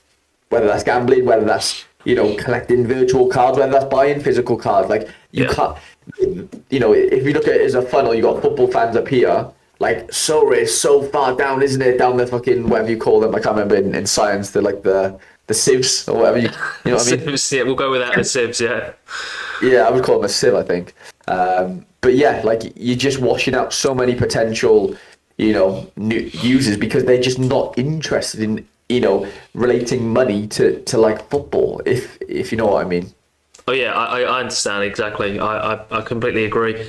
I think the way I sort of go about it and why I sort of like think to myself, why can't Sorare be bigger than FPL? Like, well, to be fair, I think maybe FPL might, but then again, it won't because FPL is just the Premier League. Do you know what I mean? Yeah. Like, whereas obviously Sorare is worldwide, like essentially worldwide. Like, I think they should get a couple of different more licenses, and I'll talk to you about that in a minute. I'll be intrigued to hear about that. But what you think about how many billions of people on this earth, and football being the most popular sport in the world, you just think to yourself, even half of them that like football, a quarter of them like football. There's so many people to sort of, like I said, go through the funnel. So it should you should be still, enticing a lot of people in. But it's like what you said. Like I'm fine with everyone. If I said to a mate, "Oh, do you want to look into Sorare?" No, because I think a good thing that they've done recently actually was bringing in normal fiat money as opposed to just crypto. Massive. I think, I do think it was massive because I think the big thing, a lot of people see it as, if they see you as a crypto game, they think, oh, it's a scam, it's a this, it's a that. It's always that in crypto because I don't think people can quite comprehend what it actually is. But then you also see things like Logan Paul and stuff, bigger YouTubers who had these cryptos that have essentially scammed people out of thousands, tens of thousands of dollars.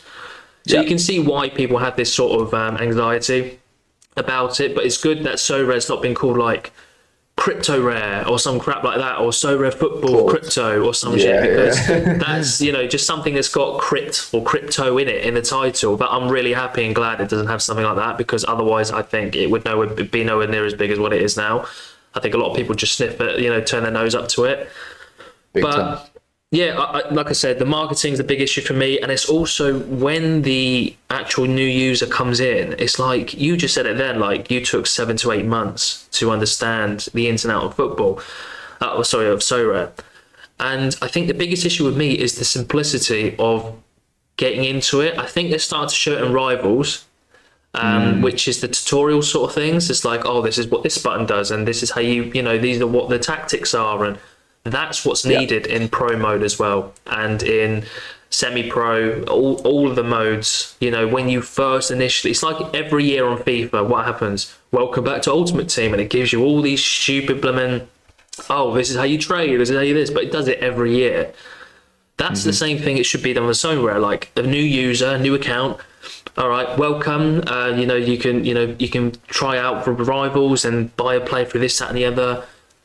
And then it's like, all right, what is these stats? The stats need to be somewhat maybe simplified, but I understand and appreciate that it's done through Opta, and that I don't know, a couple of things could be misread, like what's a long pass, or how long does that pass need to be, like what's a goal line clearance, what's a last man tackle. Like I've watched many games, I'm sure you have as well, where it's like you've seen your player do like a last man tackle or goal line clearance almost. It's like it doesn't get called, and it's like, well, what is it then? Subjective, isn't it? It's very that's the problem with it. It's very subjective, but like I said, I can appreciate that anyway, because it's how hard that would be to sort of mandate.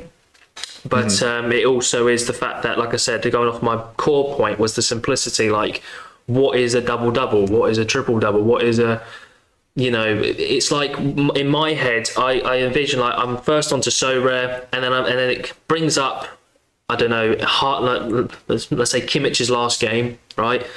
And it will say, right, he got 82 overall, or 82 points. He had this amount in AA score, and it goes through, the positives and negatives he done, like missed pass, interceptions, all the positives as well. And it shows you like a little video, a little clip on the side showing what that particular function is, or like a triple double or a double double. Because I still really don't know what that is to the day. Do you know what like a double double? Yeah, honestly, I struggle to. What? If I see my player eventually get it, I don't know what it is. I've been told what it is, but I still can't really wrap my head around what it is properly. Yeah. So going off that, isn't it? And I'm thinking, how long have you been playing? I just want to know, not like looking down. I just want to. No, of course, yeah. I've been playing for a couple. I've had the account since 2021, I think it was, but I didn't really invest till a year and a half. No, yeah, maybe a year and a half ago, something like that. 2 years ago, maybe. Not it shows how hard the game is, though, doesn't it? Like, it's mad. Even somebody that can, like, you know what I'm saying? Like, you make content and you still don't know what a double-double is. Like, not that you need to, but you get what I'm saying? Like, that is a bit mad, really. Like, I'm not saying that's on you. That's on the Sorare. Like, it's an education thing, right? Like, they've never had their own content, Sorare, In fact, mad you're saying this now about the double-double and that, because my video that I made at Anfield, I literally did all that. Yeah. Like, I literally scored my own game, right? And, like, Dan, when I was I gave him a lift to, like, somewhere, I think to wherever, and in Liverpool, and he was saying, like, oh, like, when you put the video up, like maybe after a few months, we can like take clips of it and like use it as part of like, what is a double-double in Sorare and stuff? Or like, what is an interception, for example? What is a tackle one? And like, he was going to use my footage and then like, compute it that way. Or like, that was like, it was like, not a rumor, but that, that was a thought in his head.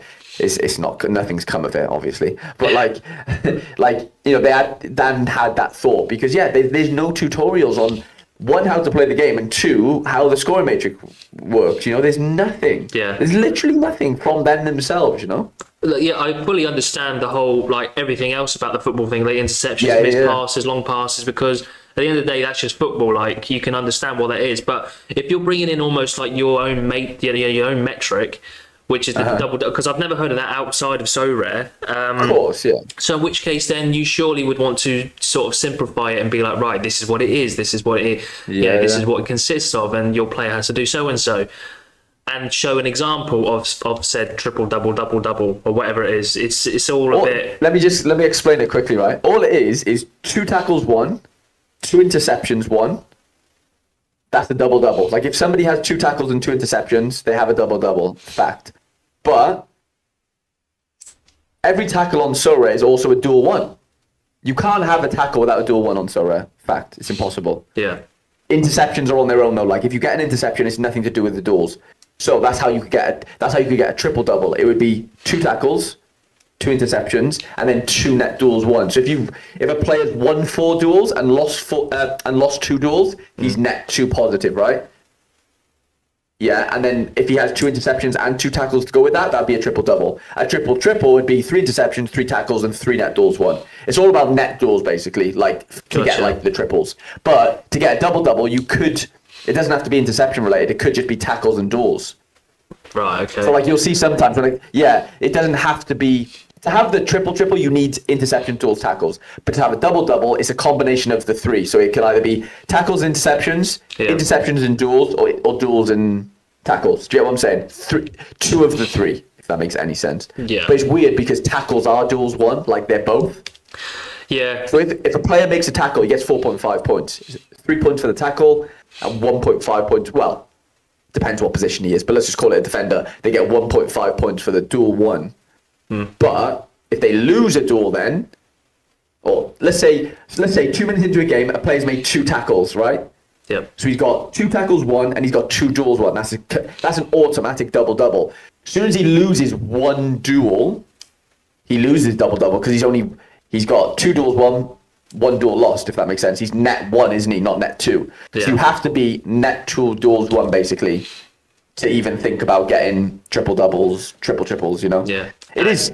I don't know if it's that. I think it's quite confusing. It was for a while for me, but I managed to like wrap my head around it eventually. You know? That is the core principle of my point. Then, like how like how many varieties are just in that one thing alone, like double, like, and then like you said, it depends on the position of the player. Like, is it needed? I don't think it even is. Like, just give the player. Probably not. In which case, then again, you're simplifying the game because you're trying to make it as relatable to football as possible, aren't you? So why you maybe bringing in your own sort of metrics as a bit mind-boggling, like why you sort of do it. Like, I don't think there's any other, not off the top of my head, unless you tell me otherwise, but I don't think there's anything else like that within Sorare that's like it's their own sort of made-up sort of thing.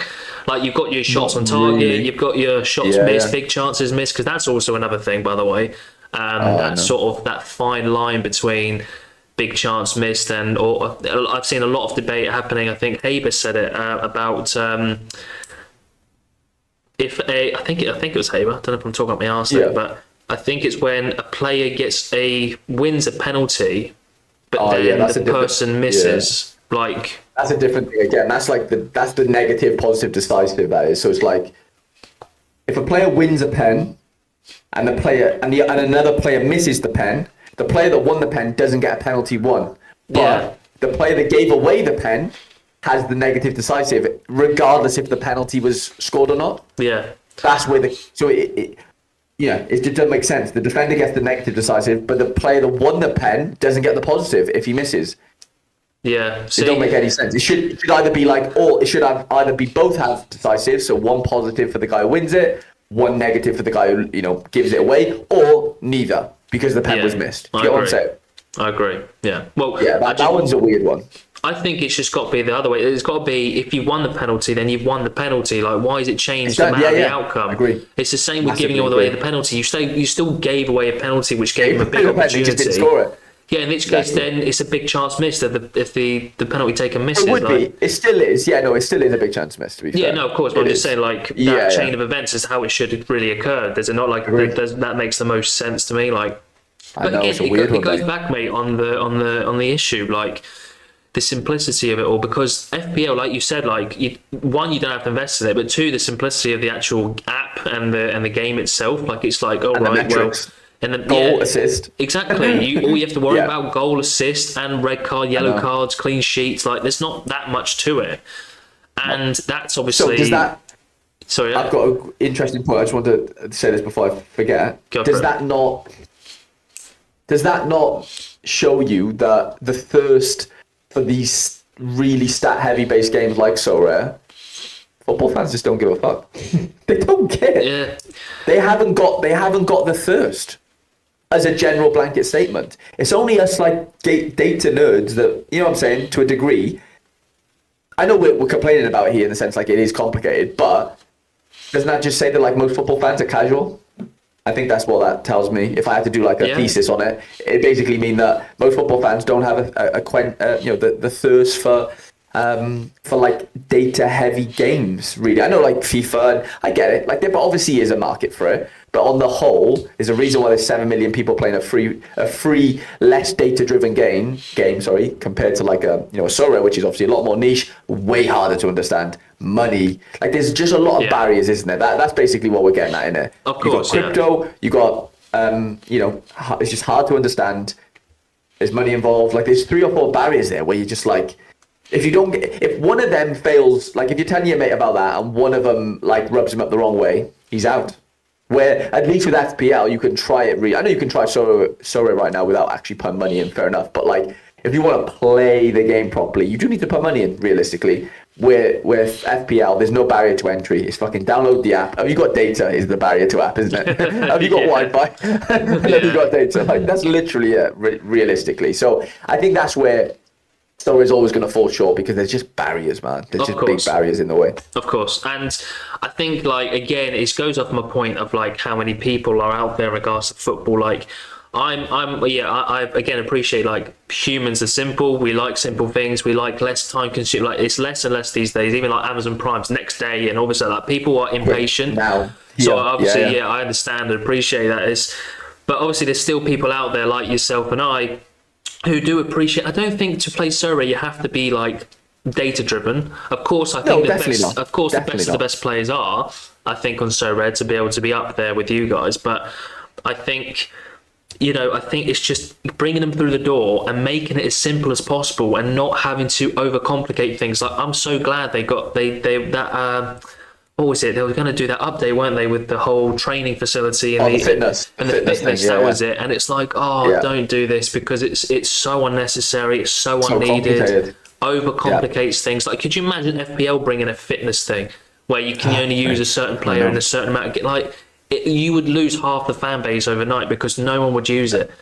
And 100%. Even with FPL, to be fair, like I would love to see the percentages on this, but how many people out of the millions and millions they have go from start to finish, from game week 1 to all the way to the end, and it's like big time.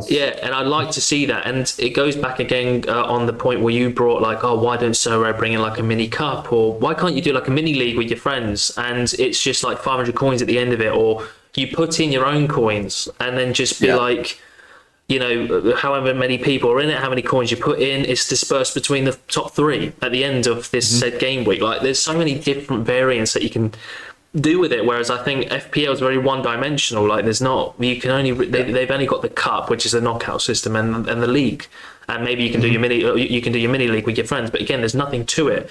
Unless you're literally, I think literally the top 200, 500, you're not getting anything from FPL. I don't think. Do you know what I mean? Whereas you're getting, top 500 in the majority of the leagues or cross limited, you're still getting yourself like a tier, whatever. But yeah, like I said, that's the only problem I have with the whole Sorare thing. And I always say this literally week in, week out, because I love the game. I think it's got so much there's so much promise behind it, but I just feel like you said, and we got to appreciate that this company is still new. It's not old at all. It is still new, and they're going to make these mistakes, like you said with the Sidemen thing. Like it should have been like a True Geordie on a podcast or talking about the kickoff, and it's like, we're sponsored by Sorare, which is a blah blah blah. I feel like they have endorsed into the wrong people. Like even that. I don't want to talk shit on anyone, but there was a guy, Bog something, I think, and his dad. He's got him and his dad, and they go to like blogging games. Thogden, there's a knob, Bogdan. Idiot. I'm a knob. It's Thogden, and it's like again, it's like I get what you're doing, but again, it's just sort of the wrong sort of the side of it, because again, I feel like he's got a very youthful side of the coin, you know what I mean? Whereas True Geordie is I think is a very good shout, because it's like a very mature, bloke, isn't he? Older, very mature, well-spoken. He knows his stuff about football. They talk about it on a podcast. They do daily, they do the watch-along games, and it's like you should have honed in on that. Do you know what I mean? And I'm sure True Geordie would have been cheaper than the Sidemen, of all people. Under assumptions. 100%. Do you know what I mean? You'd like to think so, mate. Yeah, big time. So there's, like I said, we've gone a bit of a tangent in quite a while, but it's like I said, That's a I good love one, the game, you love the game, and we want to see the best Yeah. for it, because at the end of the day, we will be beneficiaries of this as well. Like my channel, your channel, Yeah. and it sort of goes on from that. But like I said, this is why I've done Sorare content, not because I was going batshit crazy without being a job for over a year. Like, Yeah, it's also yeah. because I believe in it, I trust in it, and and that's really it. Really, it's just a bit mind-boggling how these sort of things aren't really been dealt with yet. But I guess, like I said, it's because they're newish. So as There's no opposed to blueprint everyone for else. Sora. They're the newest. Like they're the only thing in there. Like they're a unicorn company in that sense. There's no blueprint. There's no. You can't go off FIFA. You can't go off anything. Like there's nothing that's been like it. So you're paving the way. And that might be the sad thing. Maybe there's a new Sora that comes out in a couple of years, and they learn from all Sora's mistakes. Who knows? Exactly. I think there's that Ultimate Champions, I think it's called as well, Champs have been around for a while. Yeah. which I've looked into. But again, I just much prefer, I think, Sorare. I'm not sure why. I haven't been on Ultimate Champions for ages, but yeah. But again, just going back off my point, you just want to simplify. You want to market properly, so you bring in these users, and that you simplified the website. You simplified whatever else you need to do. In regards to the scoring matrix and all this other stuff, like a tutorial, like welcome, and do everything like you're talking to, like it's almost like you're talking to Talking to a kid. talking exactly it, and you're talking to a Yeah, kid. yeah. That's the only way you're going to entice people. Like people may see it as a bit like, oh, I don't need this, and then, in which case just skip through it. But a lot of people will be like, Yeah. let me just briefly have a look, and there'll be other people will be like, right, read every line. And that's what you need, that disparity to be able to bring them into Sorare and to be able to keep them and obtain them. And that's why Rivals is such a good little thing, because it is almost like a little draft system, isn't it? So to be able to just choose, go against players, win rewards, and all this other good stuff. So, but there's a few bits wrong, I think, with Sorare to be able to actually grow. Properly. Yeah. To grow properly. Yeah, I do think so.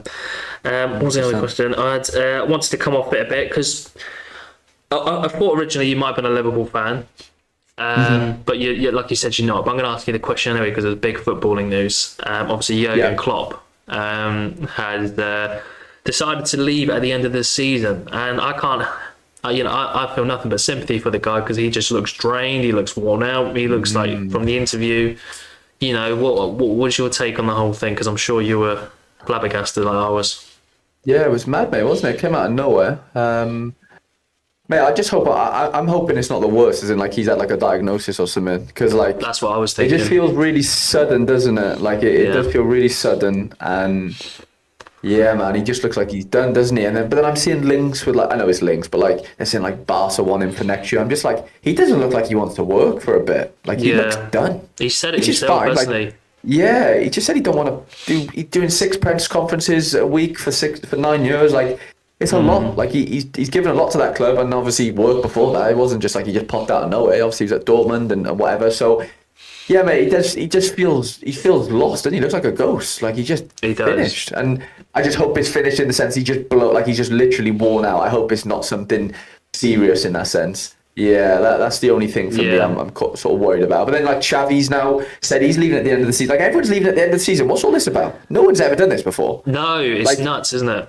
It's mad, isn't it? Like two big managers in 1 week basically said, I'm going to leave at the end of the season. Do you think it's like not ego maybe for the Klopp one, but definitely for Xavi? Like I know that's a different topic, but like, instead of getting sacked, they're just leaving. Do you think it's more that type of thing because he was an ex-player, and I think that plays into it big time. Oh yeah, of course. Because they lost 5-3 that day. Lost I think it was against Villarreal at home. Yeah. To be honest with you, like, I don't want to talk too shit about it, but I don't really rate Barca in the sense of like obviously in their prime, like they were the best in the world, no doubt. But the way they've been run, like the fact they had to name themselves like after Spotify, for Camp Nou, and they're selling their soul. Do you know what I mean? Like the owners behind it have no sort of they've got no sort of feelings toward fans or nothing like that, and it's just like I feel sorry for them, to be honest. But big time. Yeah. Anyway, that's going off topic, but I agree. So yeah, Xavi is probably he would probably be like, look, we're gonna get rid of you, and in which case, look, let's just say this was amicable. You wanted to go at the end of the season, and you're still a legend at heart anyway. So people won't look down on you and think we fired a legend, so. Yeah. So I think you're onto something there, and with Jurgen as well. Again, look, this is all speculation and what I just sort of feel, not anything to actually go off by. But he does look almost like sick when I looked at him in the thing. Like he just looked like he's been holding something for a while, and he said in the press conference as well that he was holding this since November. I think he told the owners. Interesting. And now that he's obviously told them now at the end of Jan. So I wonder if it was, like you said, like a diagnosis or something, like he's been told, I've been, diagnosed with this and that and the other. It could be. Yeah. In which case, like, fucking fair play to you, good luck with it all.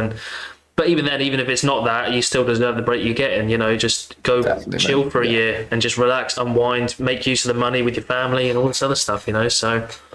it's crazy times. We're seeing so many, like even Weird, Jose being let go of Roma, which I thought was a stupid decision from Roma. In all honesty, it looked a bit weird, didn't it? Yeah. Yeah, they're not doing the best, but I mean, he's got you, like he's just made you 2 European, two finals on there or something. Yeah, 1-1. so some funny things, some funny things are happening in football, and it's crazy. But I'll come off this a bit and. I wanted to know, did you, because obviously, like you said, you played football before. I think you said you played for Bristol, what level that was, I'm not sure. I'm sure you'll dive into that in a sec. Who did you play for? Anyone else? Did you do anything else? How did your sort of footballing sort of career, the young HarryTrades, how did you get on? So I mean, I've played football since I was 4 or 5 years old. I guess my dad, loved his football, whatever, and got me into it. It was the only sport that I really picked up on, I was just quite good straight away. Like technically, like I've never been like the quickest or anything, but I was just picked it up really quickly. Yeah. And I got signed by Bristol City Academy when I was in year 5 in primary school. So I played for them for like a year and a half, 2 years. Got released just before I went to high school, year 7. So like 12-ish. Had a bit of a break for like a year or so. I played Yu-Gi-Oh! I was a pro Yu-Gi-Oh! Player for a while. Went to the UK Championships and stuff. I was a big Yu-Gi-Oh! Fan, to be fair. Love my Yu-Gi-Oh! Love Yu-Gi-Oh! Very underrated. Yeah, such a sick game. And I used to play every Sunday.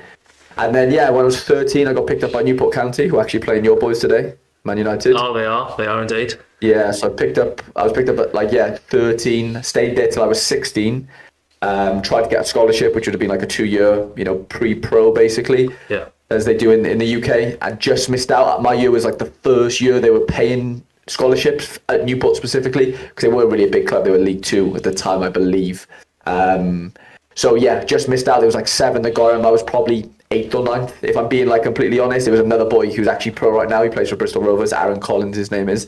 Me and him didn't, we were like kind of the 2 on the edge that didn't get it anyway. So I went back to high school and did my A-levels and stuff, and continued playing like Welsh league standards, so like semi-pro basically. Played for Welsh schools when I was 17, so that was like a kind of a big thing at the time. But people, for boys who it's like the best level you can play if you're not like on the edge of becoming a pro type of thing, especially in the school system anyway.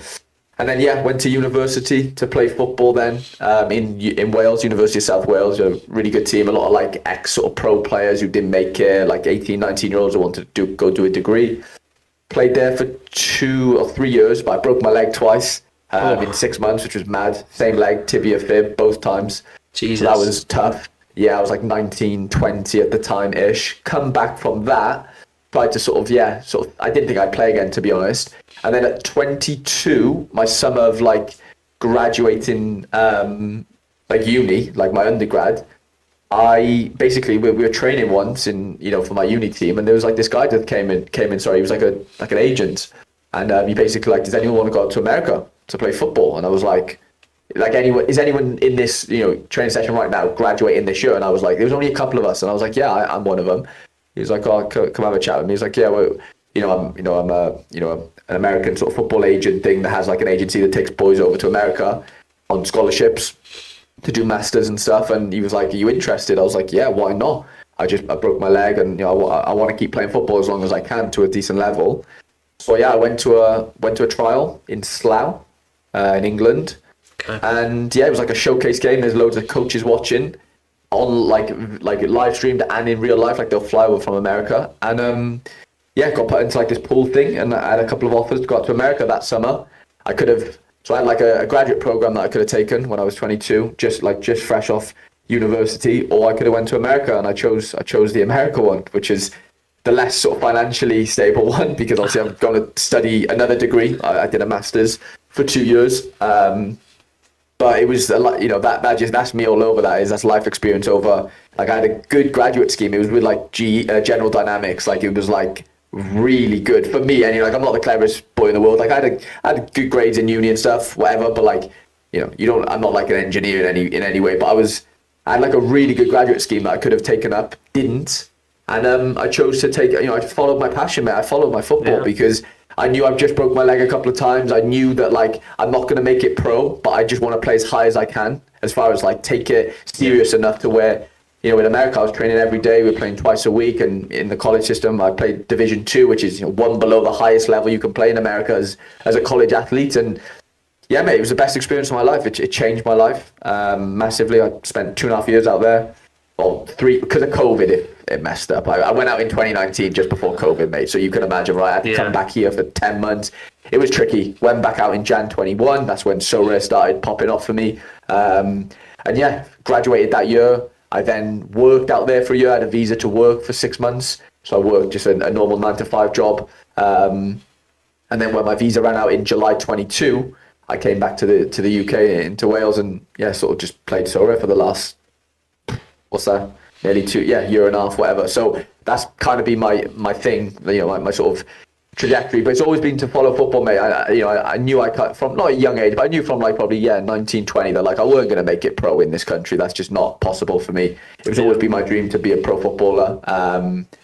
My cousin plays pro. He was signed by Man United at 16. He was captain of Pompey this year, just done his ACL to be fair. But like we're a footballing family, everyone in my family plays football. My dad played. My dad's dad was a pro years ago. Like I've just been engulfed in that scene, and it's every boy's dream. I think most boys' dream that play football to be a pro, obviously, and the numbers are so hard to make it. It's ridiculous, And oh yeah, it's one of them where like I don't feel hard done, but I wasn't good enough, and that's fine. Like I can live with that. I can sleep well at night, but I know I've taken it as far as I can. If that makes any sense. Yeah. I've done what I've extorted all my sort of talent. Managed to get a scholarship or whatever. Like not bragging or anything, but that's just how I've managed to. I've just literally got as much sort of juice out of the apple or the fucking pear as possible. I've really tried to. Try to do whatever I can to follow, not follow my dream, but just like, enjoy my life as long as possible before things start getting serious, and there's kids and there's this and that, and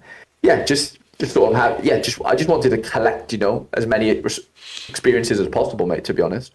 Yeah, fair play, mate. Well, it sounds fucking amazing, but I think for me as well, like, so I've been all over the gap. So like when I was a kid, so like literally a baby, obviously born in England, but we moved to Egypt. We lived there for a couple of years. Yeah, and then so I don't remember. My nan's Egyptian, by the way. On a random note. Who's that?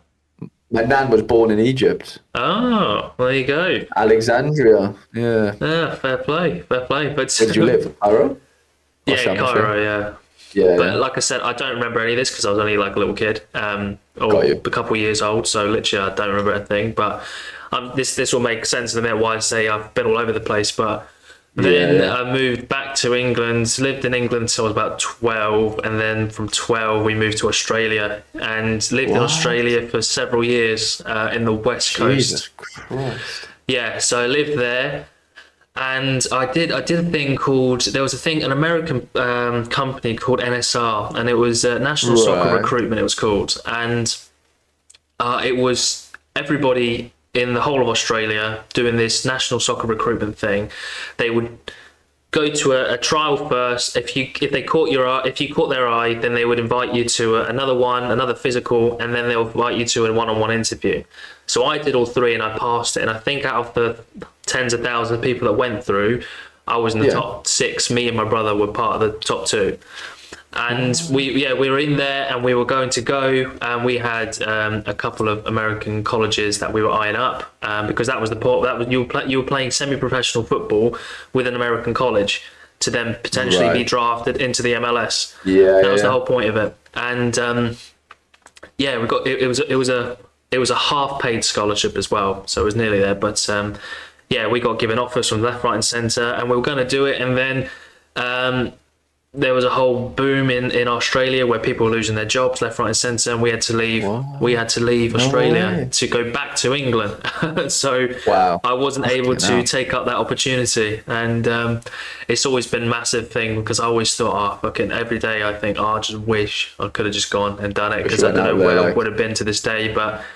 And then, long story short, went from England to Dubai, lived there for a year, came back to England, and I can't remember where else I've been, but yeah, I've been Mental, all mate. been all Jesus over the place. Christ. Been all over the place. How was that growing up? That must have been weird. Oh, mate, it's always weird because, like I said, when I was 12, moving to Australia, like getting told from your family, "Oh, we're moving to Australia in a couple of weeks for good," and it was like.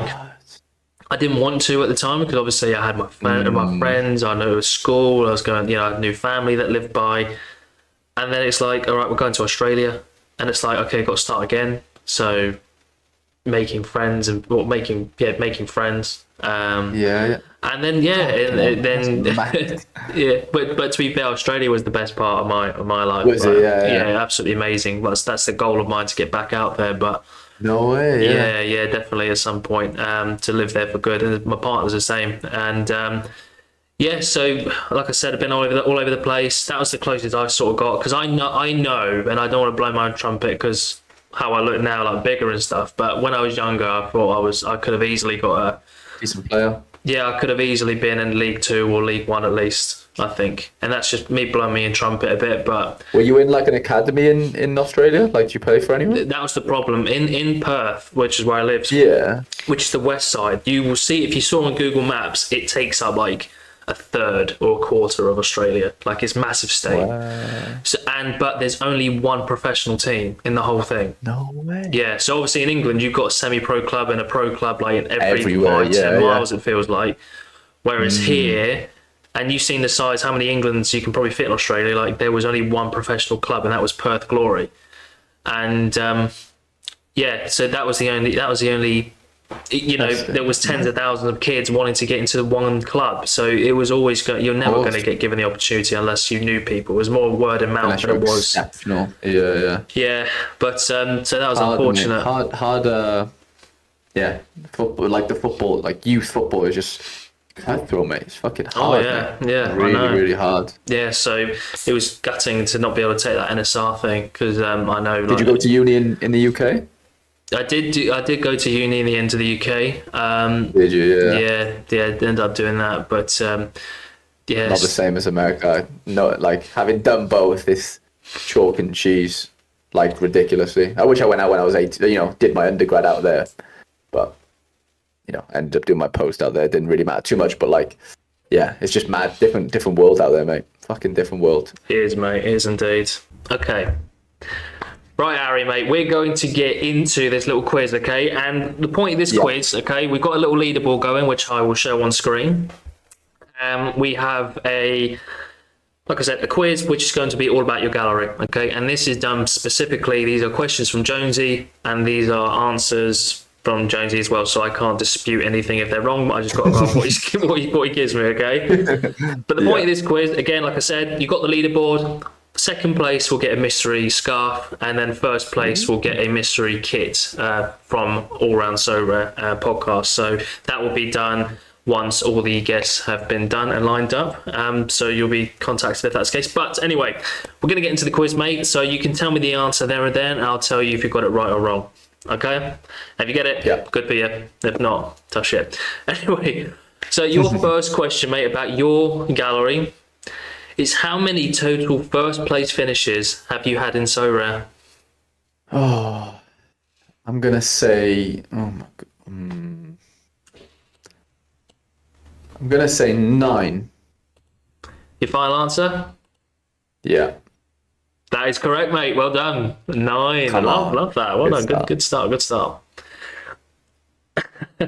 Which is the only non-Welsh custom series card you own? Oh. it'll be someone that like I would have got from like a trade or something. So yeah, this is. Oh, Oh literally, yeah. apparently Is the it a only one you random? don't have. Is it a random name that you don't even know? Just as like Oh, I know. a Yeah, I little know who get. they are.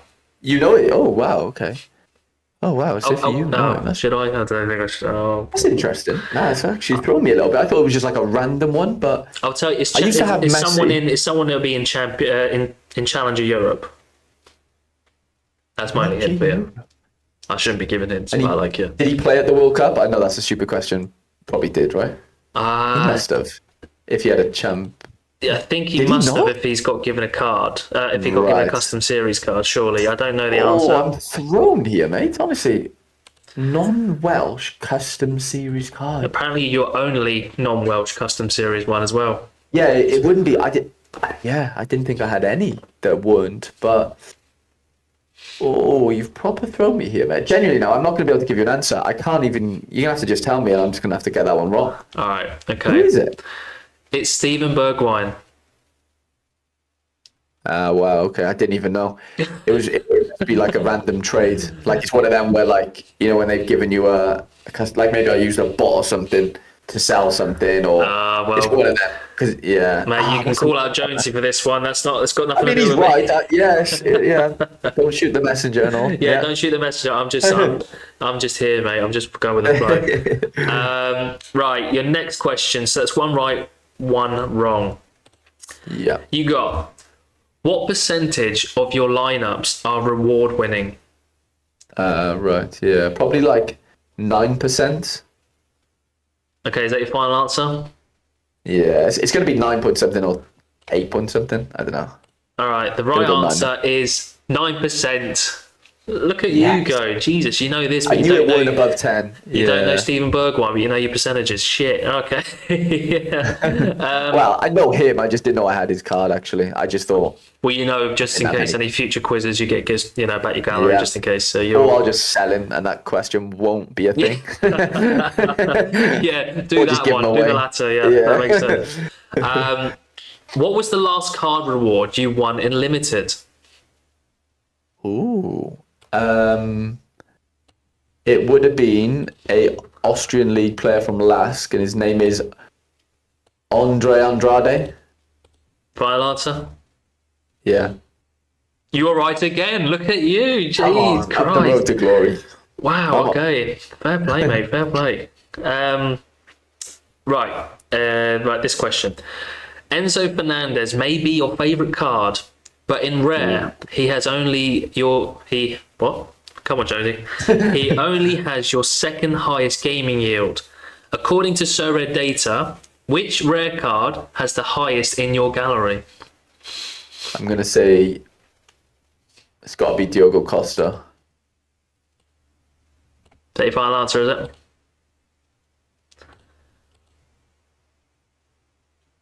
Yeah. Is it wrong? It is wrong. It is Ooh, wrong. who It's the hell is Hiroki that? Sakai. Or Sakai. He's apparently got you. Enzo got you £581, and he has got you £663. What is it? What's his name? I don't even know who it is. Wait there, say it again. Hiroki, so Hiroki Yeah. Sakai, Sakai. Saki? I think he's yeah, the right back for Uara. Interesting. Yeah, we usually, if Jonesy was here, we'd have a VAR check, but like I said, I'm just going I on wouldn't what he's mind a little doing. VAR check on that one. No, okay, we might have to check it I had after. a bit of But luck in Champasia last year, so he would have been part of a couple of them wins. But like that Costa for ages, I'm just surprised that he. Yeah, okay. yeah, apparently he's your highest gaming yield, according to Sorare data as well. So Yeah. I won't dispute it. I'll agree. you have to call him out publicly on Twitter, mate. Yeah, go ham on it. I'm after Jones. All right. Okay. Not including custom series cards, how many how many Welsh players do you have in your gallery? How many Welsh players? Yes. Ooh, Apart that's gonna from be a rough not guess. including custom series. Okay, let me just do a quick one.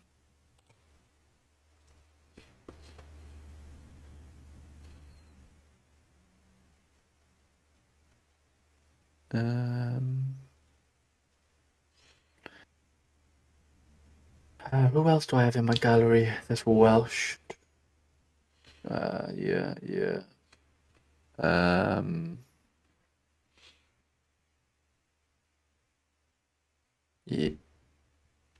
Just trying to think of it in my head. While you're thinking, mate, no problem. Guys, if you want to rate us 5-star on Spotify, that'd be brilliant. Like, comment, and subscribe would be greatly appreciated. Also, check out Harry. As you can see his name underneath him. But have you got an answer, mate, for me? I'm going to go with 12. I'm just going to give you a little rough one. Yeah. Final answer? Yeah. That is right. Look at No you. way. Jesus. 12. Yeah, That's 12 mad. players I in your counted gallery. 11 and I just thought, you know what? There's obviously one that I'm not going to be able to think of here. Let me just go with one more than that. Wow. Wow, Jesus. that was a guess as well. That's nuts. GG's to you, mate. GG's. But you're on Thank fire you, at the mate. moment. You're doing really well in comparison to other guests. Tell you now for now. In game week 443, you hit rare threshold. But which Okay. player did you captain that week? 4-4-3. So when was that? What are we now? 4. I can have a quick little gander to save you 4-5, from going on your so rare. We are currently in game week 445. Okay, so it would have been last weekend then, yeah? Basically. If this is I think midweek so. would have been There's 4-4-4. Yep, game Last week weekend would have been 444. 443, sorry. 4-4-3. Oh, who did I play last week in? Oh. I know what I scored. I scored like 350. I won a tier 5. Who did I captain? Yeah, in your rare threshold. Rare Thresher, yeah. Who the flip was in that team? It was Campbell in goal. It was. I bet it's annoying. It was only last weekend, I think. Savio was up front and Okay. he scored really well. Oh, this is tough. It would have been a midfielder. Okay. Is he a mid? Do you know that? I can't tell Do you you. know if he's a mid? I can't You tell don't you. know. Oh, you can't tell me. Okay. I know what he is, but I can't. Oh, I know who it was. It was Pedri. Yeah, he scored 60. Final answer? Yeah. It is right, mate. Well done. Look at Jesus Needed Christ. that. Jonesy, I mate, just you need to about step up these questions. It's too easy. Next question. Because it's 10 in total, by the way. I don't know if I told you that. But Yeah. who is the most expensive rare? Sorry, who's the most... Fucking hell, Jonesy, come on, mate. Who is the most expensive in rare in your gallery by current floor price? And this would have been done last night, by the way. Right. So not most expensive that I like spent money on. No, this is current floor price. Who is the most expensive rare in your gallery as of last night? It's Literally going to be like either midnight Vinny or last night. Costa. Got to be Vinny or Costa. Oh, that's tough. Vinny or Costa.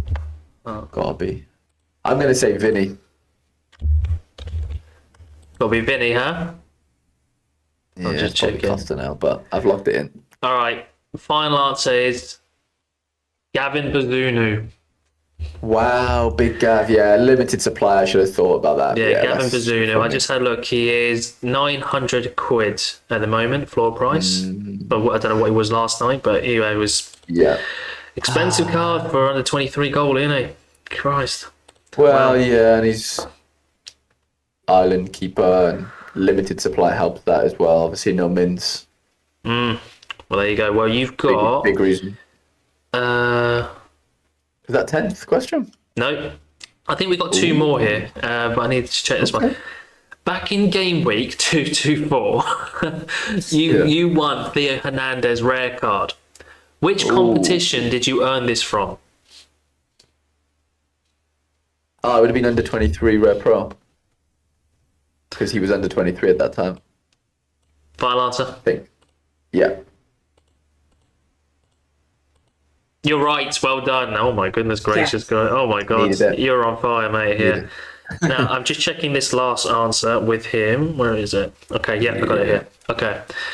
Now your last one is From super rare cards you currently own, which player has the lowest L15?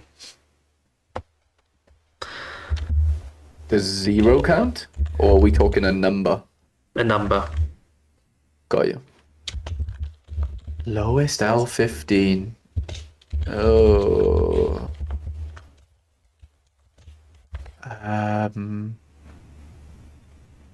There's obviously going to be a few random cards that I don't use. Out of the cards I use right now, it's a guy called Rune Paishus or something, but I don't know. I'm going to have to go with him. Rune is his first name, but plays in the Belgium league. I can't think of the cards I'm not using right now. So yeah, I'm just gonna have to go with that. It's gonna be wrong though, I believe. Okay, It's like 29.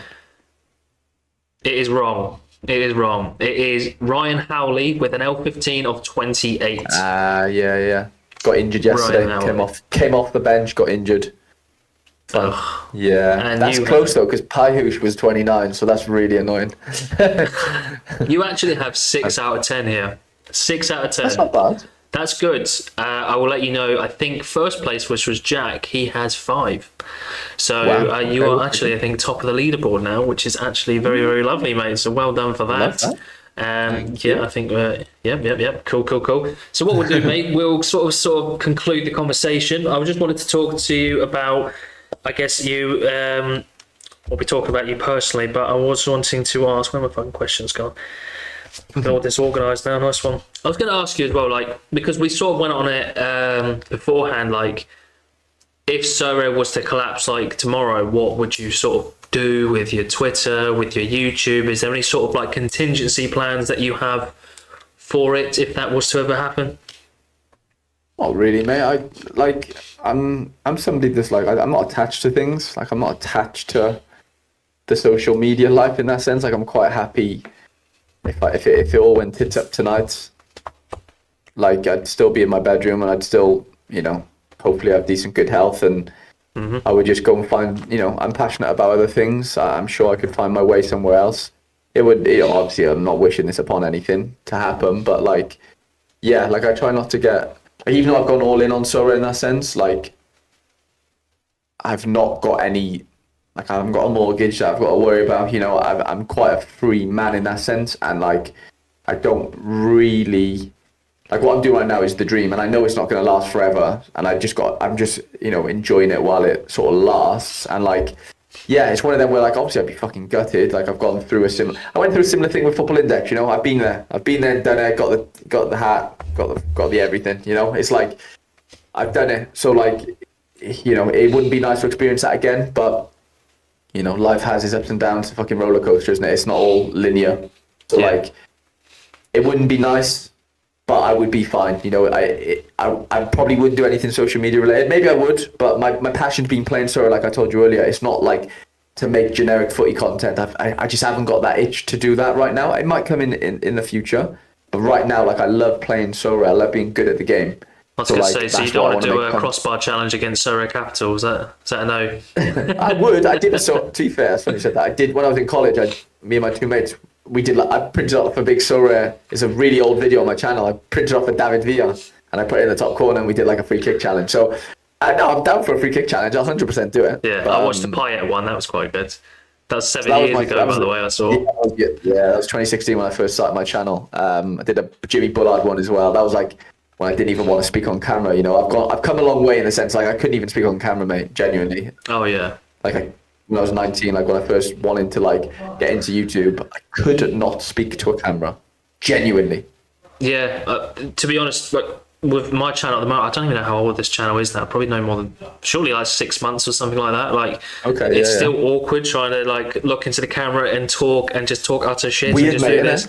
It's weird. So weird. Yeah, doing it. And, I know. I completely Practice, understand. mate, though. Trust me. I don't even think about like the fact that I just told you that like I couldn't speak in front of a camera just then. Like I had to remember that I was like that. Do you get what I'm saying? Oh, like yeah, I'm so used to just speaking in front of it now. It's like I'm having a conversation with you in my room. it's literally just like a muscle. You just have to work it, you know. Like it's as you obviously probably know, but you know what I mean. Like once you put the hours in, it just becomes second nature, and you're not even thinking about there's a fucking camera there. Like you literally don't think about it. It's strange. No, this is why we're doing the podcast, because it is like just having a chat and just talking. And it's what it is, like you said, like we're in the room together, just sort of just chatting, talking all things Sorare. And like you said, like we can just talk about Sorare all bloody night, which is why I've got to conclude it. But so as we come to concluding this, mate, I do have the question that was left by SR Monkey, who was our last guest of last week, obviously. And he asked you this quite serious question, so get to be quite deep about this one, if you don't mind, as deep as you can. Yeah. He said, kill, marry, shag, Carl Gill, Joshua Kimmich, or Jude Bellingham. Kill, marry, shag. Okay. Yeah. Told you it's Who deep. is it? Jude, Heel, and who? Jude, Carl Gill, and Joshua Kimmich. I could kill off Kimmich. I'm not. Yeah. Yeah, I could do without him. To be fair, he doesn't look really much like a lover, does he? So, you know. Yeah, see, the Germans. I'm sorry, Germans, but there's something quite stern about you. You know. It's the accent, I think. The accent's not ideal. Yeah, I played with a couple of Germans in America. They're just like, they're okay. They're fine guys. Like they're fine, but there's just a weird temperament to them. You know, most of them. From what I've had an experience with, there's some top ones. Don't get me wrong, like every culture, but not stereotyping. But yeah, and then what's the other one? Shag and kill. No, shag and marry. Yeah. Shag and marry, mate. Yeah. I'd have to marry Jude, mate. He's a new kid on the block, isn't he? Like I can't not. Oh yeah. You know, have the chance to have a baby with Jude. You know, it's probably going to come out as a decent footballer, isn't it? And he'll come out like this. Just yeah. like just doing literally the iconic celebration. Yeah. It's just being planted in his DNA and his genetics. Yeah, I think I would go with that. And then, did you say, was this, I'm sorry, I'm so bad. Shag. Is this Snog, the other one? Shag, Carl's Gill. Oh, Shag, Heel. Yeah, I'd have a go on Heel. Why not? Yeah, he seems a bit like a cuddler. So, you know, I think I would like that afterwards, mate. So I've got that all written down here to use against Sarge's left foot for him. Yeah. Make sure it's ready for the next game. Tough games in the MLS. He needs a good rub. Oh, mate, but I've really enjoyed this chat today so far. And like I said, I'm going to get you to ask the question right now to be asked for next week guest, whoever that is. We're not sure yet, but what is your question, mate, for next week? And my question for the next guest for next week is, in their opinion, who is the best number 9 in history? Ooh. Football, obviously.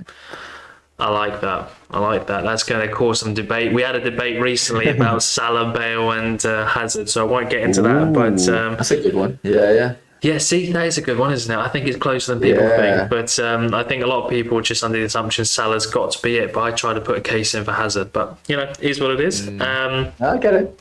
You get it. But we won't go down that rabbit hole. But it's been brilliant to have you on, mate. Like I said, guys, if you don't know who he is, you've been living under a rock, go check him out. HarryTrades YouTube. Also, your HarryTrades on your Twitter, which is your hashtag or your @ And don't forget to like the video, subscribe to the channel, and again check out Harry's, and also why not drop us a cheeky little 5-star on Spotify. That'd be lovely indeed. But again, mate, it's been a pleasure having you on. Any final words or nothing like that?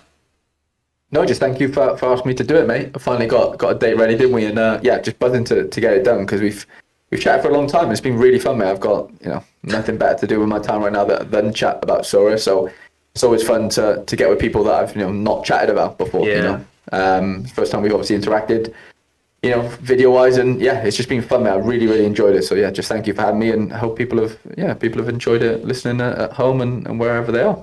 Yeah, of course, mate. And that will conclude everything, guys. See you later. Bye bye.